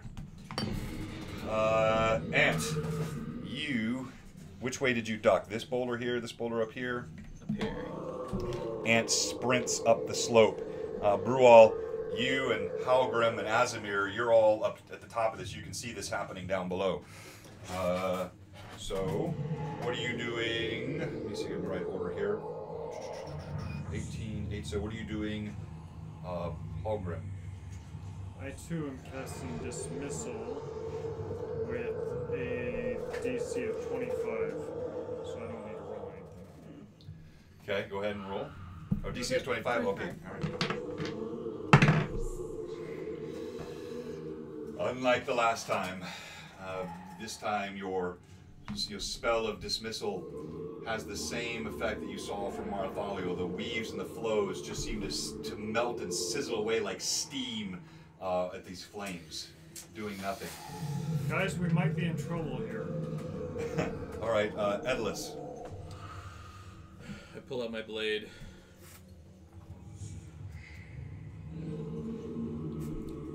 Come on, friend. And You pull, take a huge strike. You pull the blade out, and you hear it resonate in your head. I would drink the blood of demons. And so you shall. What? 13. Oh, actually, sorry. Hang on. Let's see if we can get a first try this time. Yeah, it's on our to hit bonuses.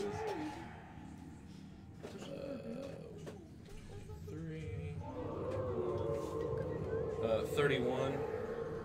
Barely hits. And so I want to call. Whoa! And after I know it hits, I can call Vital Strike. For your second attack, yes. That's for your, so, yeah, you call before the strike, so your first strike was regular, now you're going to use Vital Strike for your second attack. Yep, Vital Strike, okay. And so is that automatic, or does it just... It does, no penalties? It gives you the full attack bonus and double dice damage. 8 that time, so... Alright, so the first time you leap forward and you feel the black blade come to life in your hands. It's almost like it seeks this creature out. You plunge your blade into its thigh.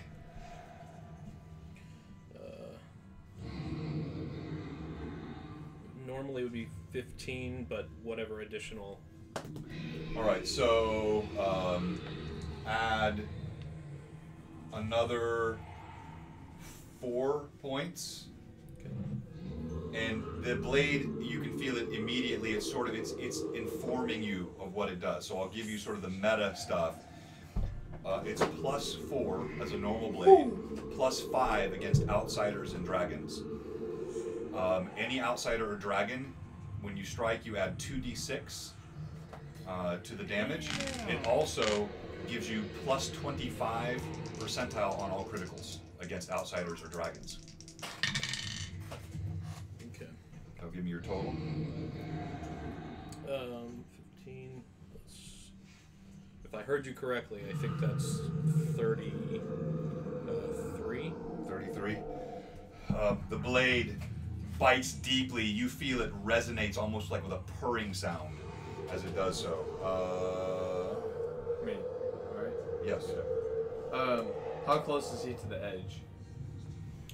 I mean, yeah, he's just a couple feet away. But again, like he's on the, obviously you're on the high edge, he's on the low edge. Oh, I'm on the high edge? Yeah, you're way up there. You should Why? be somewhere in the middle. Could I try a leaping strike off of the edge? Using my run feat. So I run at 5 times my normal speed, leap off of it. You can certainly try. So Azimir runs past the I obelisk need a double 20 again. to the Come on, to the edge of the thing, and just like you see this, you know, full in your sight, Brual and Halgrim. Marathaliel and Edelus, you don't really see this, and neither do you, Ant. You're kind of hiding behind the rock. He just launches himself into the air with a powerful leap. He springs off the edge. Roll d20. Okay, I'm doing Death or Glory. It's a perfect name for this. Oh no, So it's literal. I get plus, because this is creature larger, and I get +4 to hit, and like basically +4 on all like attack rolls. So Okay.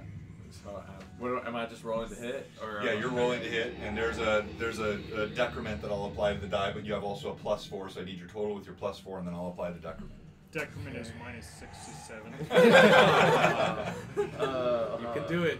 I'm trying to think if I have any other bonuses. Just have to roll a 30. Oh, hold on. Hey, any viewers, this would be a good time. Oh, by the way, I meant to do this. Yeah, anybody want to give me advantage? For the role play that you had, by the way, absolutely incredible. Yeah. You have both 1 advantage and 1 inspiration. For the role play that you had, threatening to punch him, which was also incredible, that's a 1 inspiration. So it's a D10 inspiration die for both. Okay. I'm so nervous. Alright, here we go. Not horrible. Not horrible. I think 38. Shoot. I think I'm confusing advantage and inspiration. Azimir flies. Wait, no. 39. 39. It's 39. Yeah. Sure. I promise. You can roll 2d20s, take the highest. Azimir flies through the air, leaping with incredible power, Roll a d10 as well. And, just and he add it to- slams into the creature. His blade bites in. Woo! Roll damage. Yes. All right. You only get the one attack, though. You don't get a Yeah, second attack. Hey, does it have an additional bonus on the damage though? That's pretty. Yeah, you. I think just from momentum and the fact that you hit, we'll add an additional D10 to damage. Okay.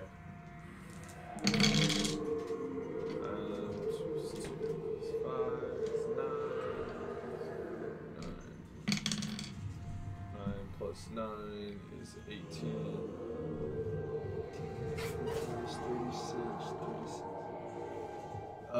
41 points of damage. Woo! Well done. Nice. Well done. And your blade kind of sinks and slides down as you fall to the ground, opening a big gash. Roar! It roars out in pain. You see flame and fire. Both of you, from your attacks, you take an additional 2 points of damage from burning. You take 10 points of damage from burning, just being close to this creature as you slide down its side. The two ghostly knights flow forward and swing their blades.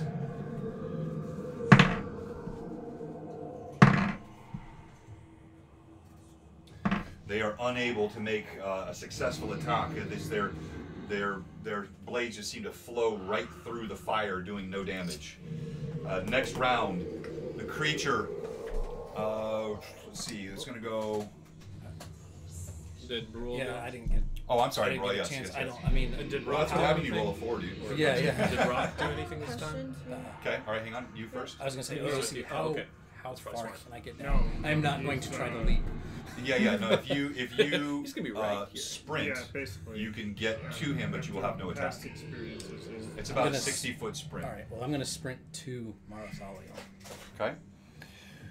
Go ahead and roll d20 for me, just for fun. Add your dex. You know, you're kind of careening down the hill with armor. 5. just Plus fun. Dex bonus. Oh, plus dex. Okay. You 7. 7. yeah, you stumble, narrowly regain your footing. You kind of churn your arms wildly, but you get to Marathalia. Okay, you had a I question? had when I was whipped and everything. Am I held right now? Yeah. So Okay. that thing is wrapped around. Okay, you. I just wanted to make sure. Yes. Do I recognize this creature? Yeah. I mean, Your Facebook you've already friends. faced one. You faced one before, and yeah, you recognize what this creature is. Okay. Do I know anything about its extended, I guess, lore? Like, does it answer to someone, or is it bound to something? Like, Go ahead and roll a d20. Add your Trainer? intelligence bonus. Oop, 17 plus. Okay. does it count that it bounced out? Yeah. So you would just presume, based on what you know and what you've been hearing, that this creature is directly bound in serving Melkor. Okay. All right. So you reach the edge there. It again. So we're gonna do here fairly. We'll do 1 to 2, 3 to 4, 5 to 6 on the blade attack. It swings at the wraith. Oh, yes. Come on, buddy. Take that. No respect for the dead. Take that, Balrog. His blade bites deeply. You see gouts of green steam come out as it sears straight through the middle. Do I know them by name, or do I just? No, Okay. And you just see this one disappears into the mist. The whip around you, it yanks you forward. Go ahead and make a CMD check, combat maneuver defense check. Let me find that one. Okay, the 17 is my CMD. Okay. Do I just roll d20? Uh-huh. So it's a 17 that I rolled. So 17, and then you got a 17. Yeah. Okay. As it pulls you, you manage to use that to spin it unwinds, but even as it does so, the whip crackles flame and lightning against you. You're free of it now, but you take... He's still really nice. 18 points of fire damage. And you take 23 points of lightning damage. As she spins away. All right, it roars again, deep and guttural. Flame juts out of its mouth. It is... Yeah, I'm gonna heal. Okay. I'm just glad you're able to heal at this That had point. just a bit of attitude in it. Yeah. Um, Feeling a little heat coming from that direction, huh? Yeah, DM subtext, watch it. I'm sorry. I'm barely alive right now. We need to save that restore, or save a life, or whatever thing for our healer for sure. Let's see. I'm gonna do. Well, Lurkenstein also has the ability to do it on the enemy, but he chose to give it to us. Oh, that's my true. God. Yeah. Never mind. Oh, that would be amazing. And just as you I'm gonna- slay the Balrog. I'm gonna do cure critical wounds because I'm critical. Okay, alright. Ooh, that's actually not too bad. Okay, 13, 14, 18 plus 10 is 28 points of healing to myself. Alright, he said he's not that evil yet. He's not Daedra. Alright, so Marthaliel glows, she heals herself. Ant. And I would like to move, please. Okay, yes. I would like to move away from the range of the whip, please. Yeah, so... Is your heal a swift action? Or is that a full round action? Let me see. Hold on, sorry.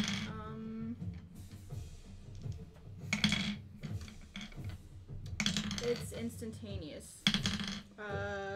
Casting time, 1 standard action. There it goes. Yeah, so that's a standard action. So what that means then is you won't have a disengage. So if you are still in range, you're in melee range, so that will provoke an attack of opportunity if you try to move out of melee range without a disengage. Fine. Okay, alright. You sprint backwards. The whip lashes out again at you. Does 700 points of damage. It hits. It does not wrap you though, it lashes you as it strikes. Your range was just at the edge of it. It lashes, goes down your back. Not being wrapped, you take 12 points of fire damage and you take 13 points of lightning damage as you sprint out of the way. Ouch. Net gain of 3. That's alright.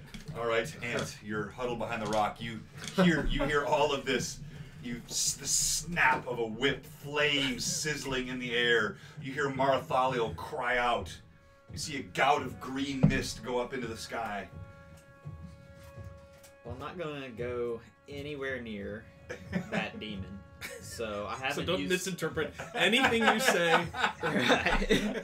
No Right. words that leave my mouth, no matter how interpreted, imply I get closer to that creature. Right. So you're gonna backstab him? I haven't used my ranged attack in a while, Nice. and oh, see, this is obviously just for purposes of humor because I'm not delusional enough to think it's gonna do anything. But anyway, I'll use my halfling staff and just see what happens here. Okay? Alright, you see he takes his staff, he twirls Hey, it. you never know. You could roll a double 20 and then David and Goliath moment here. Yeah. Don't worry, guys. I'll save you. Everything's gonna be fine. 5. You feel a rock clatter off your back. I just duck back down behind the boulder. Alright, Hogrim. I'm going to do a 2-pronged action. I'm sending Rock Bob far outside of Okay. any weapon range. Okay. He is not to come anywhere near the weapon range. Okay. But I want him to catch the demon's eye. Like I want him to partially, like just to grab his attention for the briefest of moments. And how are you doing that? Sending Rock Bob to I see what you're fly saying. around. Oh, okay. All right. So you And kind of. when that happens, I want to use sending to send a message to the demon. Okay. First of all, let's see here. What we do this. So you're trying to. Let's do a bluff check. 13 plus.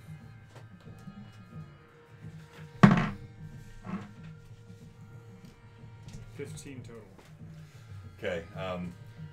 The demon, heavily engaged, does not even pay attention to Rock. Doesn't Okay. look at him.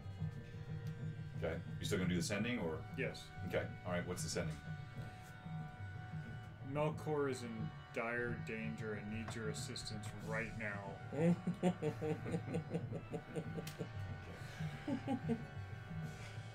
Wait, is this a problem that I'm lost on who Melkor is? Who's Melkor?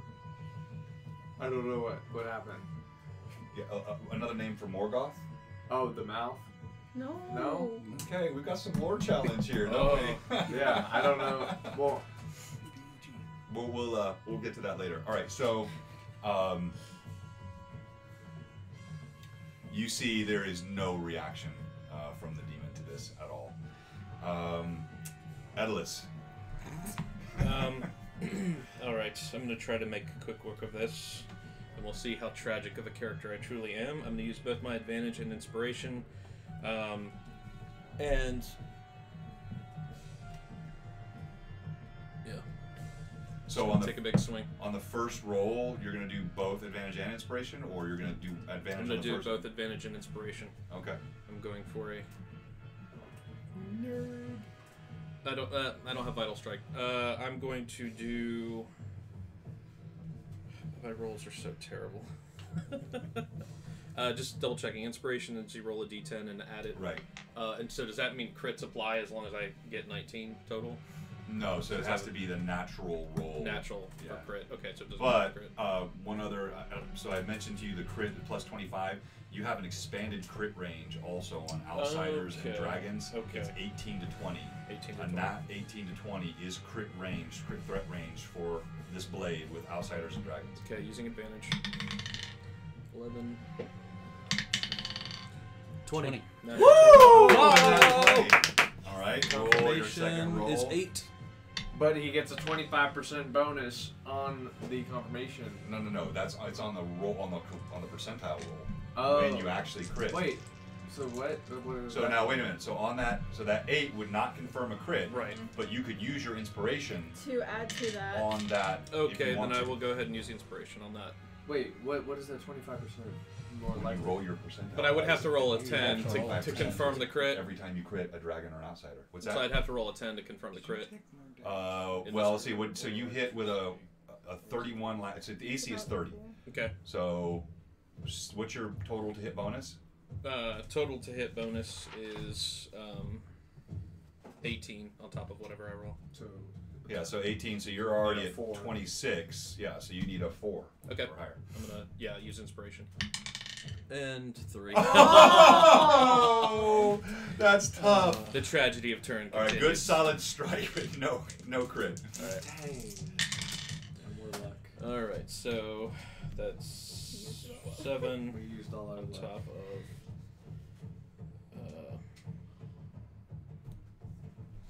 17 plus 26. 26.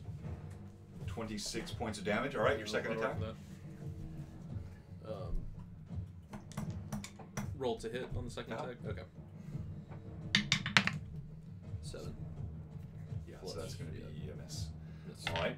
So one time again, the Black Blade drinks demon blood. We go to I think it's me. yeah, Azumir.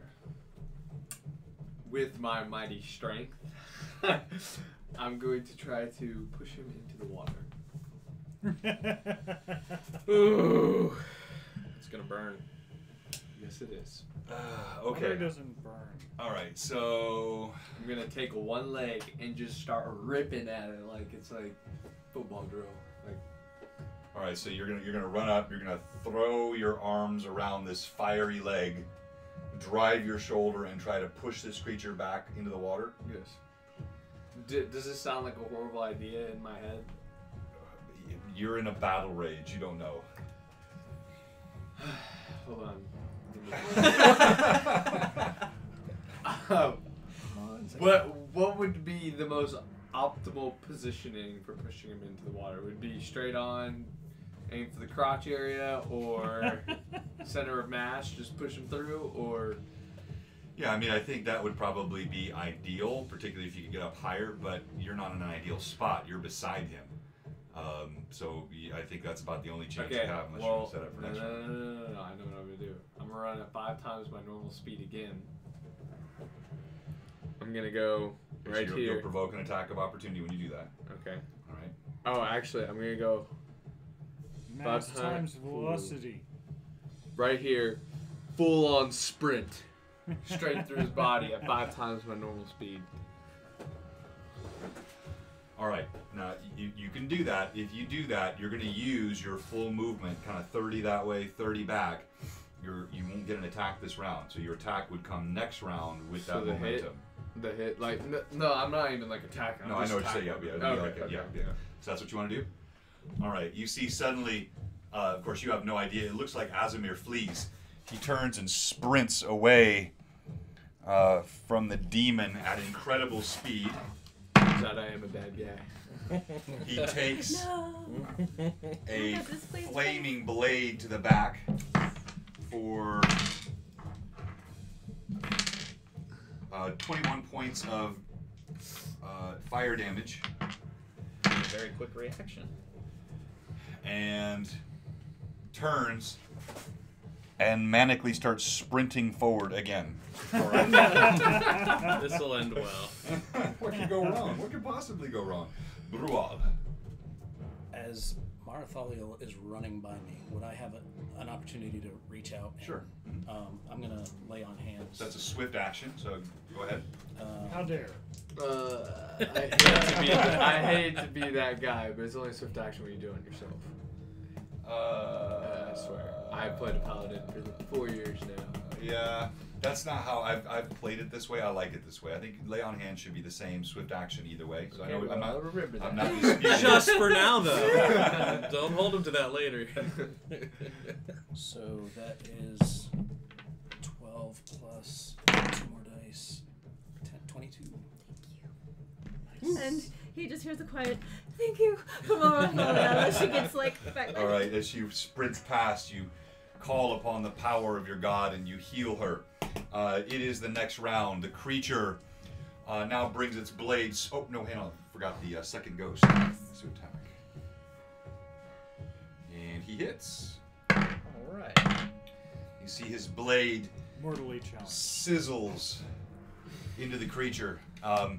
Now the demon bears down directly on Edalus with all of its power. It lets out another roar. There we go. The blade. That's a hit. Second blade attack. That's a hit. Ouch. You take 732. Back to the crypto. 25 points of damage from the first one. And you take 19 points of damage from the second blade, or second swing. The whip, let's see, we're going to do, it's going to be one of those 3. It doesn't see me. Yeah, it does. It sees you sprinting away toward it now. It whips the blade, the whip out toward Brual. Oh, No, have you done does- Smite Evil yet? No, I haven't. Oh my god. Now I have a size modifier against giants. Does this help at all? Yes, it does. Yeah. So what is your total armor class now? 29. 29. Okay. You see this flaming whip unfurl towards you, and as it does so, you kind of dodge behind a rock. It snaps right over your head. Like rocks come down off the side of the mountain. You smell burnt lichen and moss as the flaming whip curls back over your head. Yay! Me? I have a question. Since I haven't used them in a while, I can't remember. My prayer beads, are they swift action or regular action to activate them? You know, I don't know that we ever designated that. I think in the past I used it as a swift action, but I don't remember. Let me double check it real quick. It's a good question. I know it can't be interrupted, Right. but I can't remember. Sorry, quick timeout here. By the way, if you're watching and you haven't followed us yet, we got one question for you. What are you doing? And we are excited. We have hit our follower goal today. We've had a mini giveaway. We've actually had 2 or 3 new followers. Great sub giveaways. Also a great new follower that's been very active in our chat. Thank you to all of you. And no, I don't want Buddhist prayer beads. I want Pathfinder. No. I have the link still, I just couldn't find it. I looked. I got it. Okay. You achieved enlightenment. I have ascended. Whatever will happen, will happen. Bye guys! Floats away on the cloud. I am not one with the universe. You know, it does not indicate, but just reading how they're used as an item of wonder, I'm going to agree that that is a swift action. Okay. Yes. Then I'm going to use my bead of karma and activate the +4 to caster level. Okay. And then I'm going to actually do a channel energy. All right.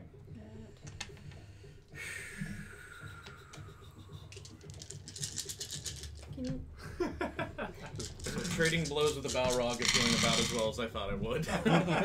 Not great. 11, 12, 13, 14, 23, 28, 34. Everyone gets 34 points of healing. Thank you. If you're damaged, the power of Marathaliel radiates out. Okay, Ant. Back to 50%. Woo! I sure wish somebody had a pet dragon. Boy, that would sure Yeah. be handy. Pet dragon that would talk to me ever. I'm starting to feel like we're not friends anymore. Oh yeah, we do have that still. We can call him when we need him. Yeah, man.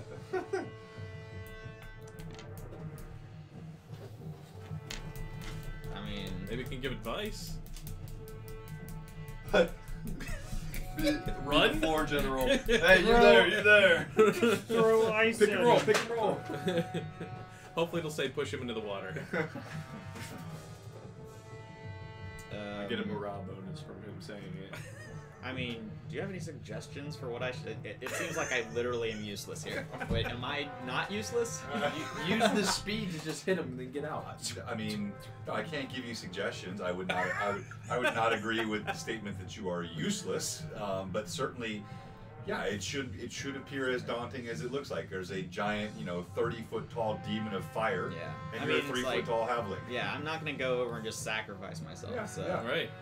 Right. There's no expectation. Remember, you for don't to have do so. anything valuable on you that Yeah, other I'm people just are able to Going use. to remain where I am and Okay. do nothing. All right. I feel bad for Ant. It'd be worse. It'd be better to die than to be. All right. So if one person has quick draw, and the other person disarming yourself, does that take a long time, or is that something you can throw something to somebody? What do you mean disarming? Well, so I have quick draw, Yes. and he has a knife of speed that also affects me. If he tossed it to me, is that something that would take a certain number of actions, or is that something that can Well, pretty that much could be? I mean, that would be. achieved immediately. I mean, I think that could be a single round action that would take one of your attacks. Okay. Or one of his actions if he did that. It would be kind of both. Okay.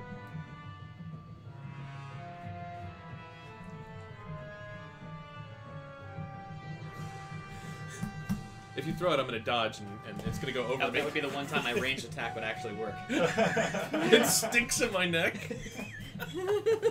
I'm kidding. I'll dodge if it's thrown at me. Alright. All right, so we'll go to the next. Yes, go ahead. Wait, Charging. no, Oh wait. no, that's not right. No. No. Helgrim. Yeah. Why do we Next keep round. saying no here? I'll go. So, would I be able to launch myself Oh wow. Just popular like thing launching today. it. off of the precipice that I'm on and touch one of the two closest allies that I have there, casting a spell? I mean, yes, it's a reasonable thing to try.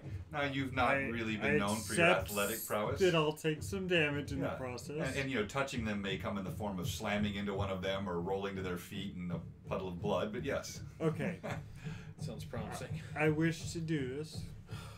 Have I noticed, like, has one of them been doing noticeably more damage to the thingy, the demon thing? Than... No, you really haven't had a good vantage point for that.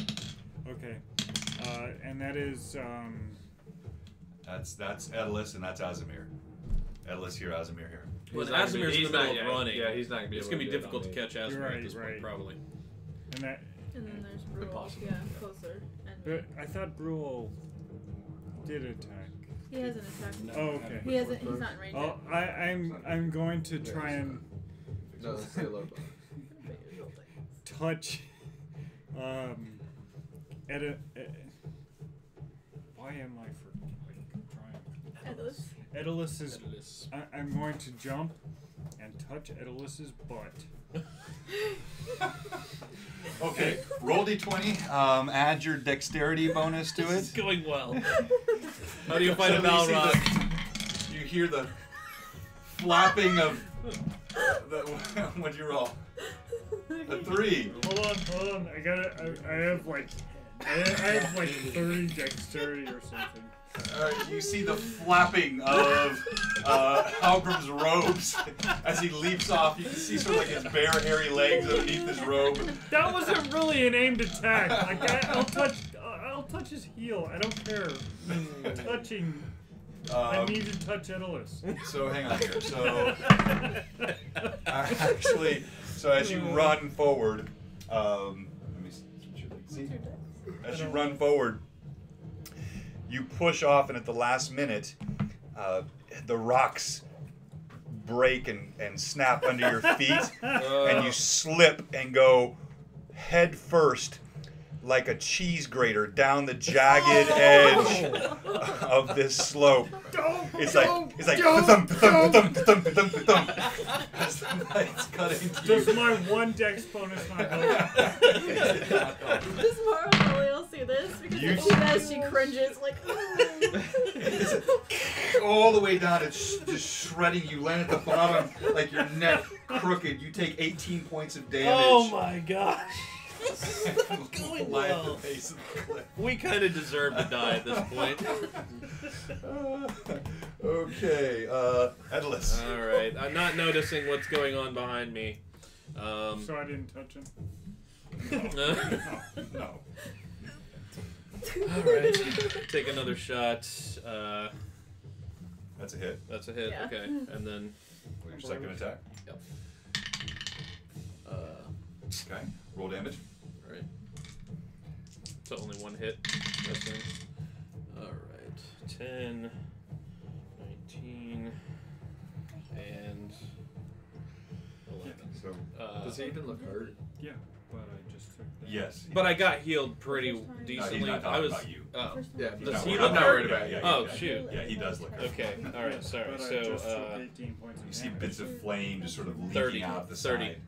30 points of damage. And I took 18 points. And again, you just feel the blade drink deeply. It's like it's absorbing the That's fire. how much damage I've taken. You would know with your speed, your stealth, your ability to hide in shadows. You know, you could try to move around the side, do a stealth like backstab attack. Now there would be risk, but it's not the same risk as coming head on at him. And with your additional speed, it just depends on how foolhardy you want to be. Clearly, the loss of a fate chip has made you more cautious, which is actually wise. But if you wanted to try it, and I'm not telling you to, that's not advice, but I'm just giving you options, right? Okay. It'll be fine.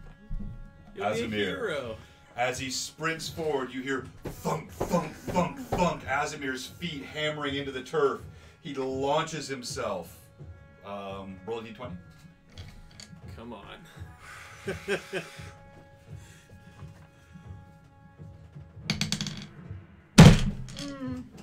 One.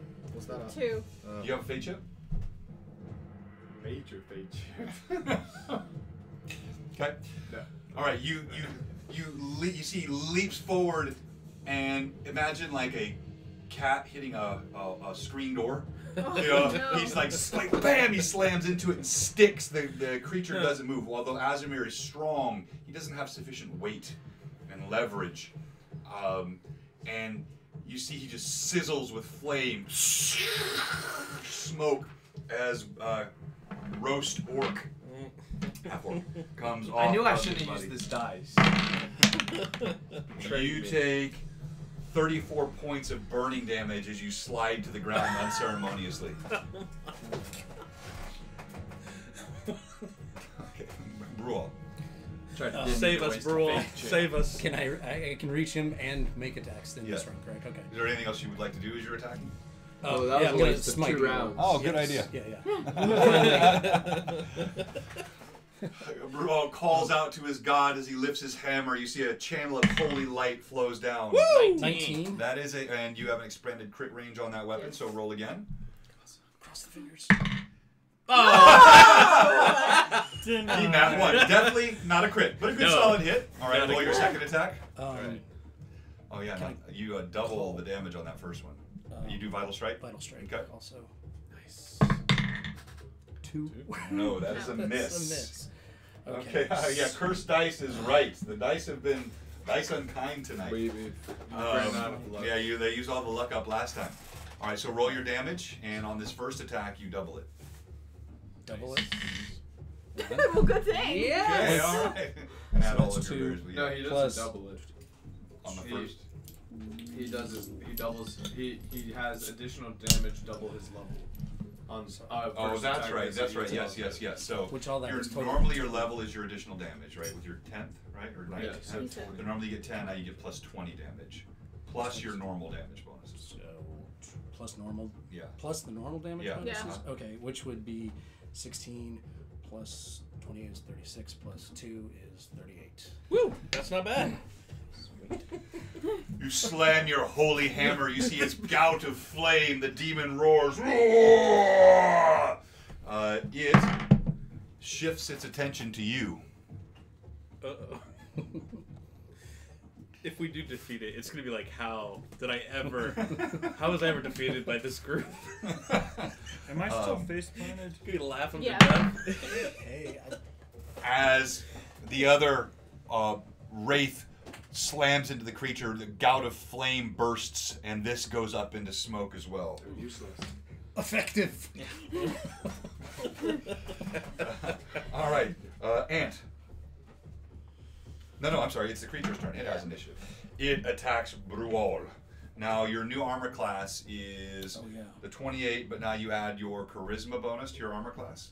Which is 3 plus 3. Okay, so it's 31 armor class. Nice. Blade hits. Second swing. Misses. Almost a fumble. You take 28 points of fire damage as the blade slices into you. The whip. Let's see here.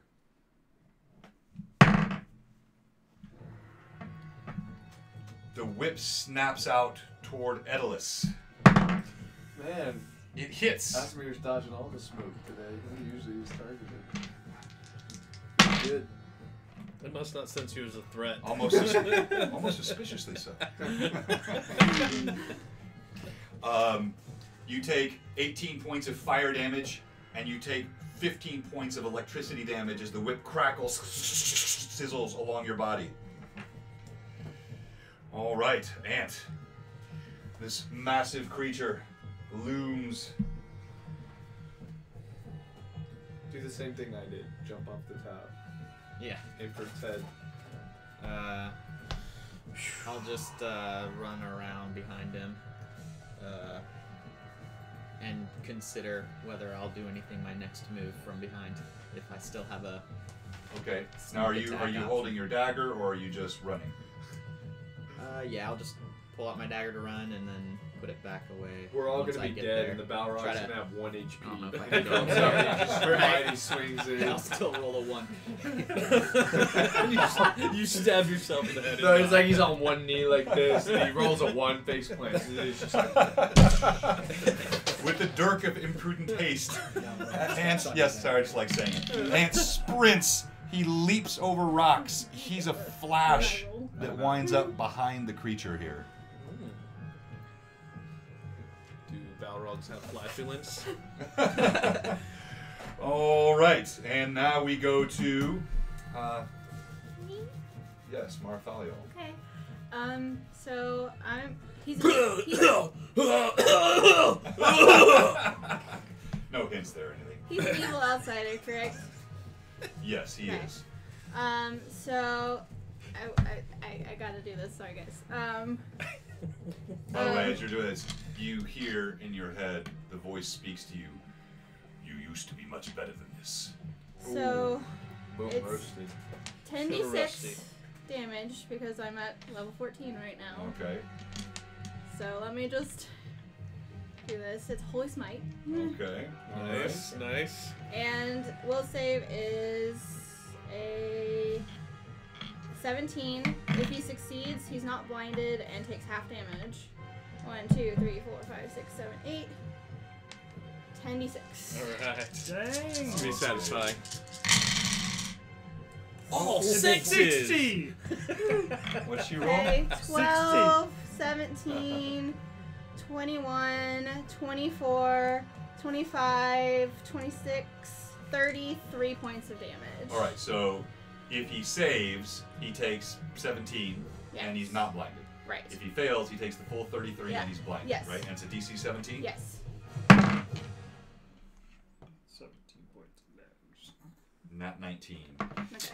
So, all right. But it So, still takes 17 points. boom! You see the holy light slams into the creature. You do see it throws its head back in obvious pain, and it lets out a roar as it screams and bellows flame into the air.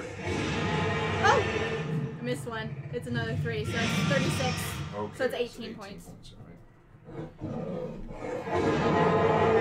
Yeah, it's looking quite damaged, actually. All right, so we then go to Edlis, or Alhambra.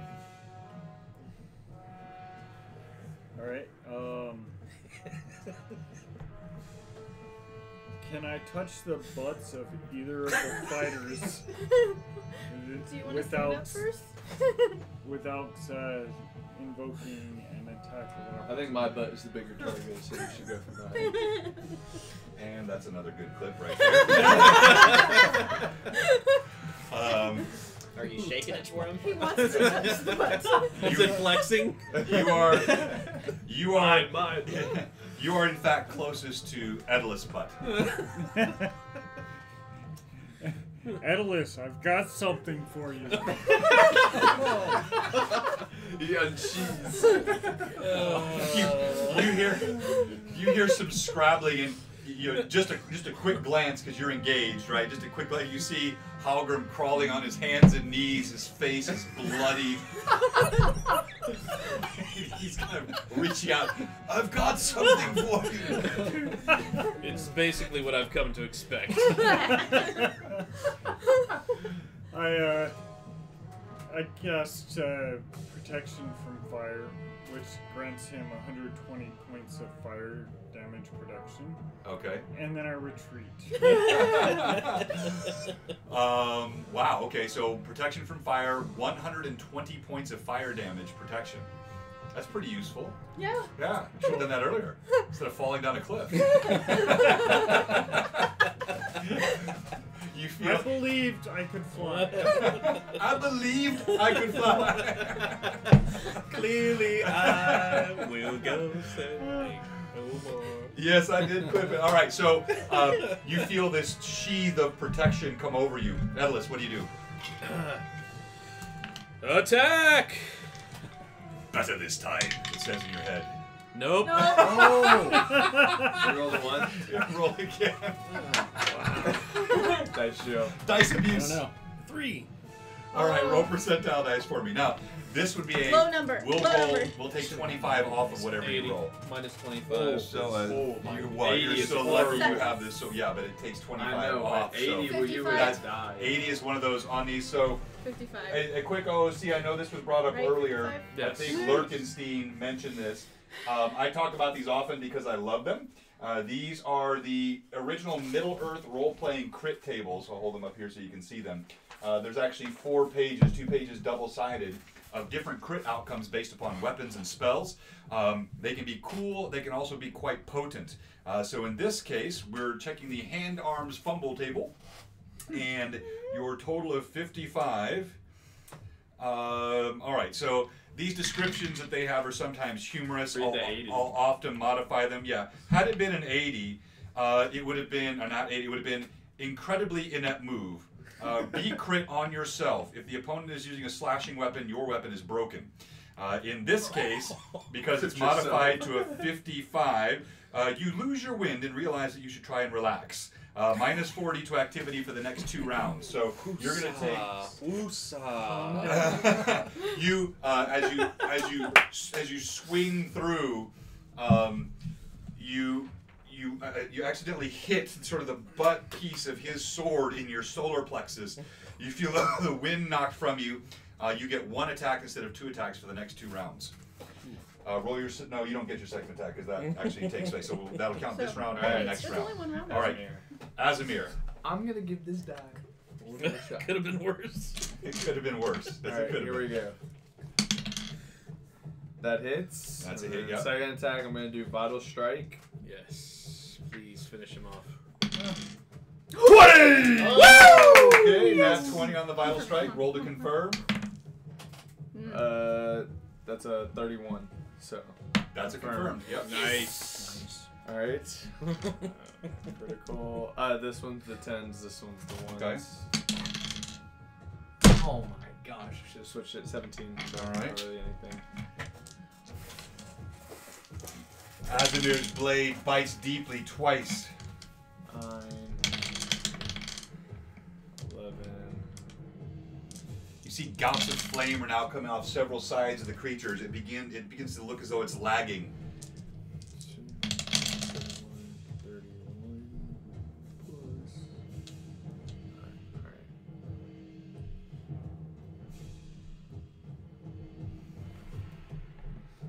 Alright. 77 points of damage. Boom! Boom! 2 massive blows from Azamir. Great swaths of flame spray out from the blows. Hang on here 1 second. I've got a quick message to I send. knew I should have given you another chance. Roll d20 for me, Albert, please.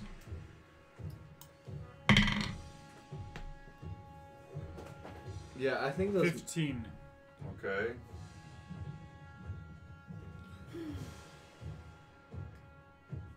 Two more portals are flying toward you as Balrogs are peeking out. Coming for you, Just a swarm of Balrogs just Okay, so All 7. well stricken, sir. And I realized I skipped Ant. So Ant, you're atop the rock. You see. No, Ant went. No, Everyone, Yes, he move did. He said he away! ran behind that us. was the last away! round. We started a new Right round. now! No, I promise you, because I skipped straight from Marthaliel to you. They're going to blow. He's going to blow up. I left him off this round. You have to move away. He will Okay. explode. Go ahead. What are you doing?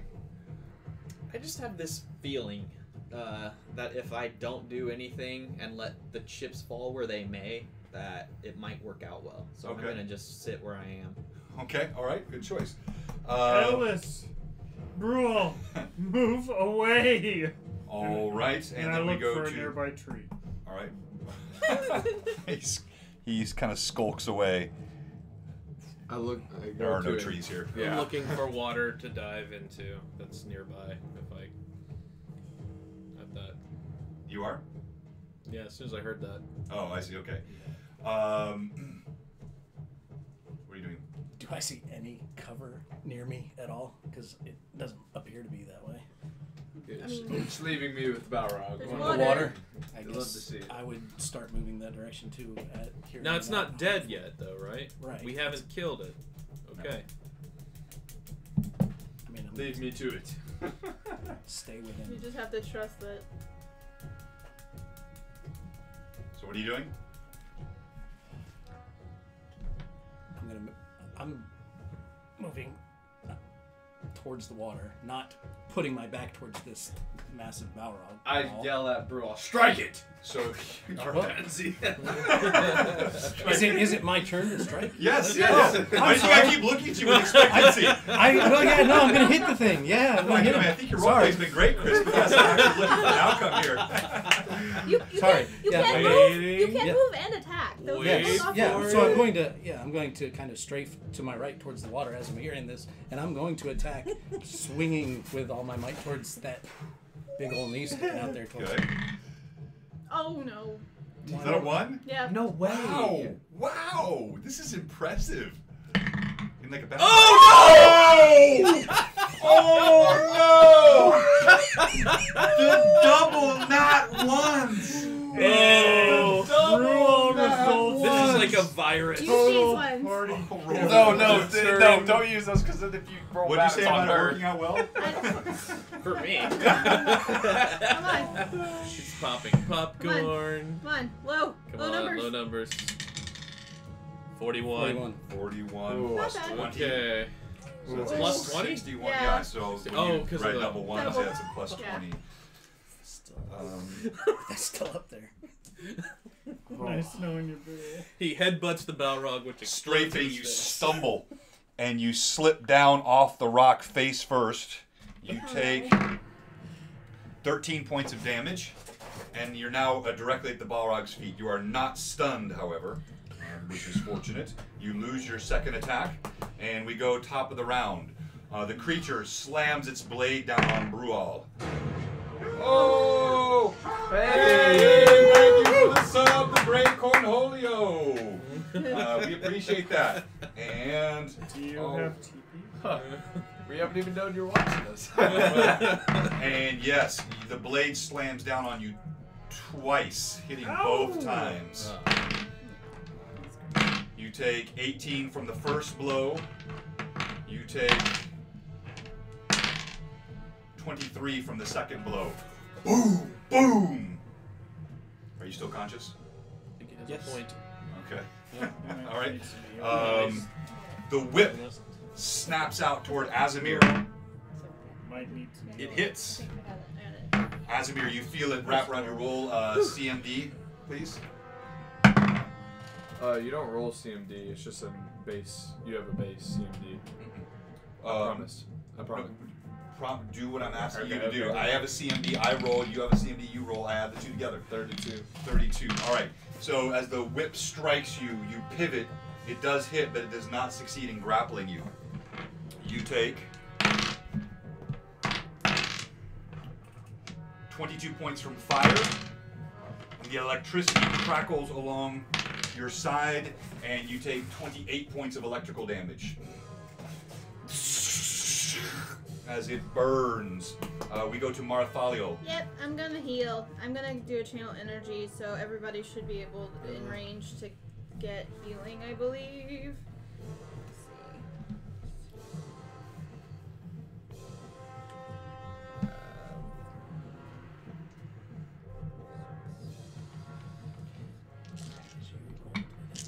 Let's see. I cursed it. Toss it away. 5, 10, This one did a little better. 23 points of healing. 23 points of healing for everyone within range. That would be everyone. Alright. And then I'm going to, since I haven't used my movement this round, see if I can kind of get behind that rock that I'm closest to there, just to use it as some cover. Okay. So you move to the side of the rock, up here. Yeah. All No, right. not the Oh, big this boulder one right here. there, Okay. All right. So you slide behind the boulder. All right. We go to Ant. You still just maintaining a safe distance?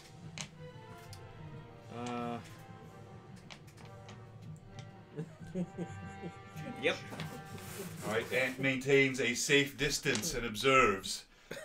We go to Halgrim. Sorry, 1 second, on the wrong screen. I hope Since that's you guys right. have the same initiative, while you're thinking of that, we'll go to Edlis. We'll come back to you. Go ahead, Edlis. One attack this round. Right.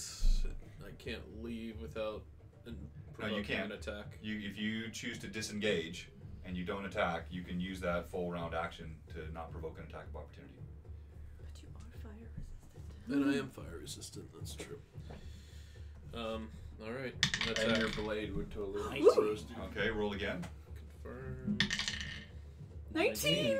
Double 19s. That is a critical. Plus 5. You feel the black blade, a sense of approval flows through you. 21. 21. Our crit. Okay. All right, roll damage. Horrible. I'm over these dice. Alright, so 15 plus 23 plus 33. All right, as you hit, you feel the blade it's almost drawing in the life energy of the creature, and you hear a loud voice in your head, "Again!" And you have a surge action. You get another attack. Okay. That's creepy. You feel like rage flowing through you.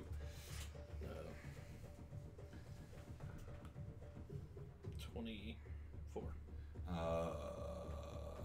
Yeah, that misses, and you're getting the full round attack with this. Okay. So second attack. 19. Okay, as a hit, roll for possible crit, confirmation of crit. What's the total? 11 plus, because I don't get my, You get your 5 second. less than Right, usual, that's right. So 5 and 8, 13, 24. 24 again, yeah. So not a hit, but not a crit, but 2 hits. Okay. Or 1 hit, no, right? One hit. Yeah, roll damage. Alright, 10 plus 19, 29. 29 points. You feel the blaze, it keeps pulling at you. The second time as it strikes, tell me what it looks like. Yay! Back from whence you came, foul beast! I chop one wing off, the other wing, a horn, an arm, the arm with the sword, and then take its head right off. All right, as you see, it's like a battle lust that overcomes Edlis, and it almost it's difficult at times to tell whether he swings the blade or the blade swings him. It pounds down. You see the creature. It starts to glow bright red. I jump behind this rock. Okay, let's do. I run at 5 times my normal speed and jump behind this rock. All right, so what we're gonna do here is we're gonna make dex saves. What? Dexterity saves. And I'm gonna say, yeah, Is that a reflex save? yeah, it's like a reflex save, exactly. Make a reflex save, and it's going to be a DC 20. Do I need to make this? No, you do not. Where you're at, Oh no. everybody else His does. feet. Oh no. Oh no. 8, didn't even come close. 14. What's that? 19. 19 total. Total. Okay. Yes. 14. Oh, that's Okay, you're in a modified spot here. Okay. You have partial cover. Yeah, he has partial cover. Well, it looks like we're Is all it a gonna have tree, though? scars. It's a rock. Oh. There's no Okay. trees on this island. The fire blossoms boom! Oh. As the explosion, everyone that missed their save takes 40 points of damage.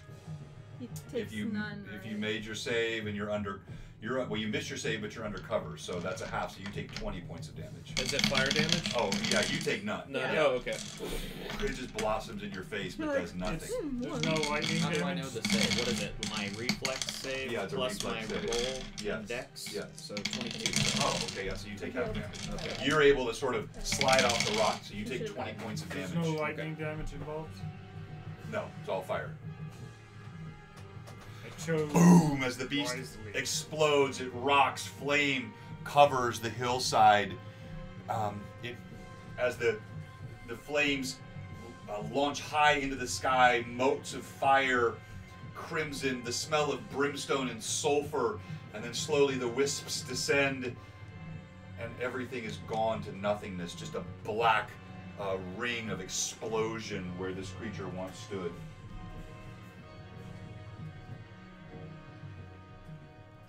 We're out of initiative, right?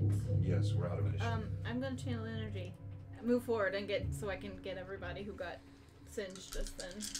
You also I'm gonna want look to and see if comment anything the was left behind. No. Balrog. That's Woo! That's 10. 6, 8, 19, 22, 24, 26 points of healing. Lurkenstein, wow, yeah, that's some shade. Shots fired there. He felt it might have been a ironic sense of justice if the halfling would have gotten blown up by that fire after lurking. yeah, for real. So yeah, there Okay, you are. 26 points, right? 26 everybody? points. All right. There's this, as the flames die away, the smell, the scent of sulfur. It's just an eerie sort of place to be. I kneel down and I rub my hands in the ash and dirt that's there. And I rub it on the handle of the blade. And I listen to the blade.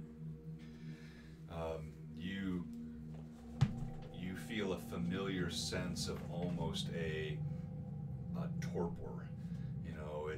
It's satiated itself. You just hear a quiet whisper in your head. It's been so long. And then it just goes into sort of a silent murmuring. I don't really like this blade either. With Halgrim.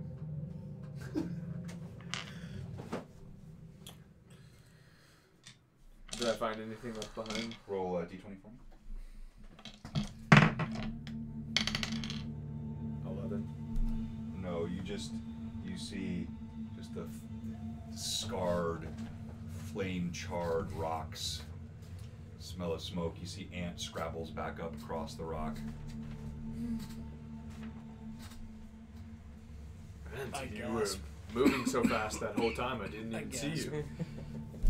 Take dust off. Get up and dust off. Okay, Brual coughs, dusts himself off. Azamir and Edlith, go and stand both of them up, please. Azamir and Edlith stand. I figure everybody's going to be busy looting and healing and such, so I head back to the monolith / tombstone and see if I can discern anything interesting from it. And Okay.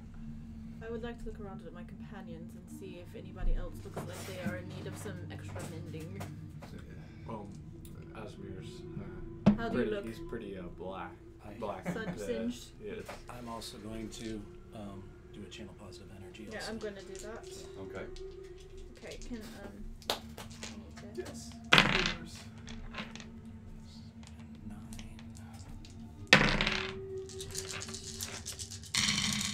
17 on my side.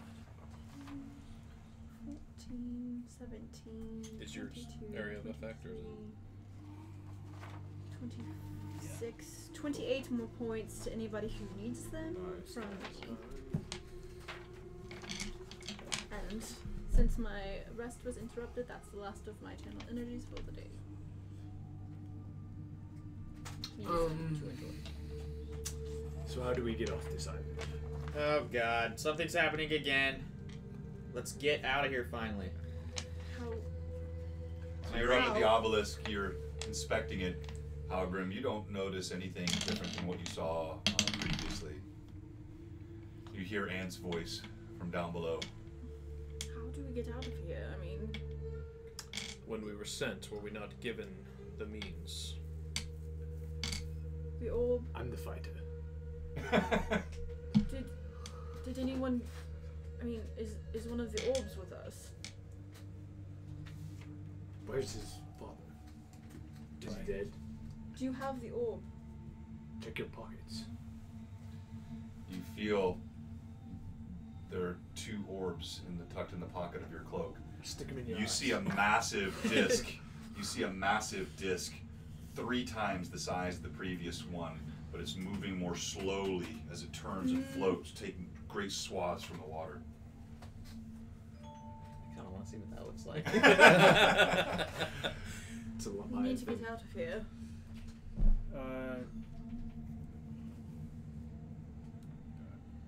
I take one orb in each hand and focus on them.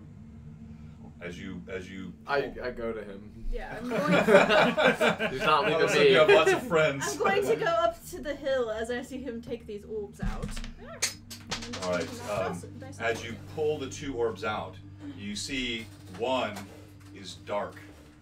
You see the second one is lit, and the words are flaming script across. It's the one that says "Hi Gajak Hak." Gather around, friends. Okay. The disc churns. Okay. I've gone to Holgrim. Okay, Hurry so up, are you up here, or Yeah. are you going down there, or what are we doing?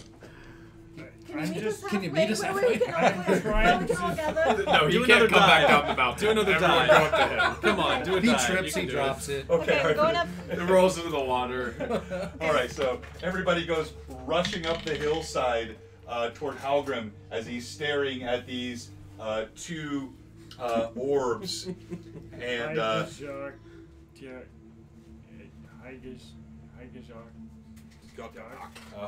right, you say this, okay? I do say this. You just feel like almost a sense of inquiry responding. Stick it on the monolith. The other- Look if there's the other something to orb, stick it in. The other orb. Is there any? I look at the monolith and see if there's a place where you It's can a, stick the orb. it's a question. Where do we want to go? Oh. Anywhere but here. Cadabras. The White City. Is that the wrong campaign? White City. Yes, dork. Wrong world, wrong I'm mythos. freaking out. Starbat. The White City. We desire to go to the. He speaks the words, and as he says the White City, suddenly everything flashes white. You see just out of the corner of your eye that something massive and black had started to come through that disc, and you vanish. So basically, we went to this island to fight a Balrog and to get him a nice sword. Oh. It's a hungry Don't leave sword. Ant behind. Thank you. All right, and we will stop the session for there tonight. But where did we And go? You don't know where you landed. You know where you hope you landed, but whether or not that actually is what happened remains to be seen. The other White City. So don't leave us, because we have one of the most fun and important parts of the stream. We do our MVP for the stream at the end of each session. Hey, thank you, Lurkenstein, and thank you, Shane O'Mac, and all of the others. Like, great chat today. But before you go, you want to make sure you vote for your stream MVP. Your stream MVP will be whoever you thought either A, had the most amazing combat, B, the most amazing roleplay, or C, some combination thereof of both. So let's just go quickly around the room. If you want to vote for Azamir, that's number 1. 1 is Azamir. Number 2 is Marthaliel. She's a 2. Halgrim is a 3. Edalus is a 4. Brual is a 5. And Ant is a 6. And so you just put your number or the name, I'll work with either one in there, and give me your vote for Stream MVP today. And while we're waiting for some of those votes to come in, let's do a quick after-session chat, and then we'll do a raid for someone. We'll kind of see who's on our channel. We'll probably try to raid if we have anybody that's on our channel from another stream. So let's just talk for a second here. Any questions? Yeah. This session, or even the last one? Yes. What's your question? when I sent that sending message Yes. to the Balrog, Yes. completely ignored it. Yes. Because I used your first, which was your bluff check. And your bluff check was a total of 15. You know, bluffing a Balrog with something that sort of blatant, inane, it just didn't work. So it just disregarded. Gotcha. Good question. They have a pretty high wisdom, don't Yes, they do. They're wickedly smart creatures. And I, on the other hand, do not have. All right, so we've got 2 votes for Edalus. We've got 1 vote for Marathaliel. There's a little cleric love going on there. All right, so we'll leave this open for a couple more minutes. And by the way, if any of you on the chat have a question, you know, this is kind of a behind-the-scenes fireside chat we do at the end of most sessions. So if you want to know maybe about a game mechanic or a decision or something that was going on behind the scenes, I'm all for refusing to kiss your sister. Yeah, that was a very interesting moment. All right, so while we're waiting for additional votes, any other questions? Wait. Oh, Yeah, did you I die? have a question. Huh? Did I die? When you were, because you're like, that's my Well, body. Clearly, since he's Oh. buried, he died at least once. I have a I question know. for Okay, the Martin, go ahead. How long have you known that he was going to be Turambar? Okay, very good question. So, before we played the first session. Okay. So what happened was when everyone submitted their backstories, and I started creating them. Oh, hey! Prime! Thank you very much for the sub, Octavius Prime. And if you haven't yet, vote for the stream MVP. Again, our stream MVPs, hold up your number, everybody. Okay, Edalus is the 4, Brawl's the 5, Anne's the 6, Marthaliel's the 2, Azimir's the 1, Hogrim's the 3. Tell us, or you can write their name down if you prefer, who your stream MVP is. All right, so back to this. This campaign started, what, has it been 2.5 years? 2.5 years. 2.5 years. Yeah, almost 3. in So, August, I think. and this really feeds into the whole meta-narrative of story arcs versus open play. And so there was tons of freedom in this campaign, but the principal theory was that, you know, this incredible moment, this apocalyptic moment is upon us, and you are living in that moment. And so part of the ancient prophecies of Tolkien, which I decided to weave into this campaign, and it does not adhere directly to it, but it definitely leans heavily on it, is that the Master of Doom and by Doom mastered, the Black Sword, Turambar, is reborn in that last age. And when I read the character creation story, so those stories do matter. I read deeply into those. I use them to craft narratives in the campaign. There was so much about Edalus's character, sort of a dark streak, you know, in him, a redemption story, a desire for redemption, but still this shadow that hung over him. This was so much like Turambar. And so I even began sending Steve, he can go back to those first few sessions, I would send him dreams that he was having at night. You might even remember in the very first Goblin Cave, at the very beginning, which was actually an adaptation of Minds of Fandaliever that I put into this campaign. Hey, I DM'd that. He woke up. He woke up one night after a dream, and he just seemed to be disturbed and kind of grumpy, and shook his head. And I think he was still drinking at that point in the campaign. And so that was all right. So we got another 4. So we're gonna close it off, and we're gonna say our stream MVP is Edalus. Well deserved. Who's really his sort of role play of this moment of the conflict of 2 sets of memories and 2 beings inside him was Oscar nomination worthy. Mm-hmm. So, you know, those were the threads that I began with, and there are other threads for each of you. But then there are all kinds of different areas where the story arcs leave, and many things that happen, of course, in the campaign. I didn't have this, you know, I didn't have Glamdring, or not Glamdring, Glinfear, or any, like, none of those things were at the beginning. They all just sort of wove as I created, but you had the broader arc and narrative that was the plan from the beginning. All right, other questions before we close off today? Anyone else? I can do the raid though. Hold on. Let's Okay. see. I would say, like I didn't want to say anything in stream, but I think you played your character well, so I have no problem with what you did. You definitely could, though. You could have engaged him, and with your speed and size coming from behind him, it's very unlikely, very, very unlikely that he would have been able to attack you or get an attack off on you. Now, you still would have had, potentially burning damage from hitting him yourself. But just so you know, in situations like that, there's a little bit of a, an element of sort of logic and realism. Here's a 3-foot-tall creature behind this monstrous entity that's engaged with multiple fighters that are swords and flames. You could probably have, especially with your speed, snuck in there quite stealthily. So again, that's not a reprimand of what you did. It's just I don't want you to feel like you're in a situation where you are helpless and can do nothing, because that's not fun either. So if you choose to play that way, I got total love for it. All right, anything else? Yeah, with my roll history and seeing some of the fire damage Not done, your I wasn't comfort gonna zone. run into the Yeah, fire. yeah, that's right. Okay, all right, Shane O'Mac, hey, no, we appreciate you showing up when you can. And if everybody will hang with us, we're going to do a raid right now. But thanks again for joining us today, everybody, on another exciting episode of Blue Box RPG Campaign 2. If you watched today and you haven't followed, which many of you did, thank you for the subs, thank you for the followers. 7, 6, 5, 4. What are you doing? Nice. Well done. Oh.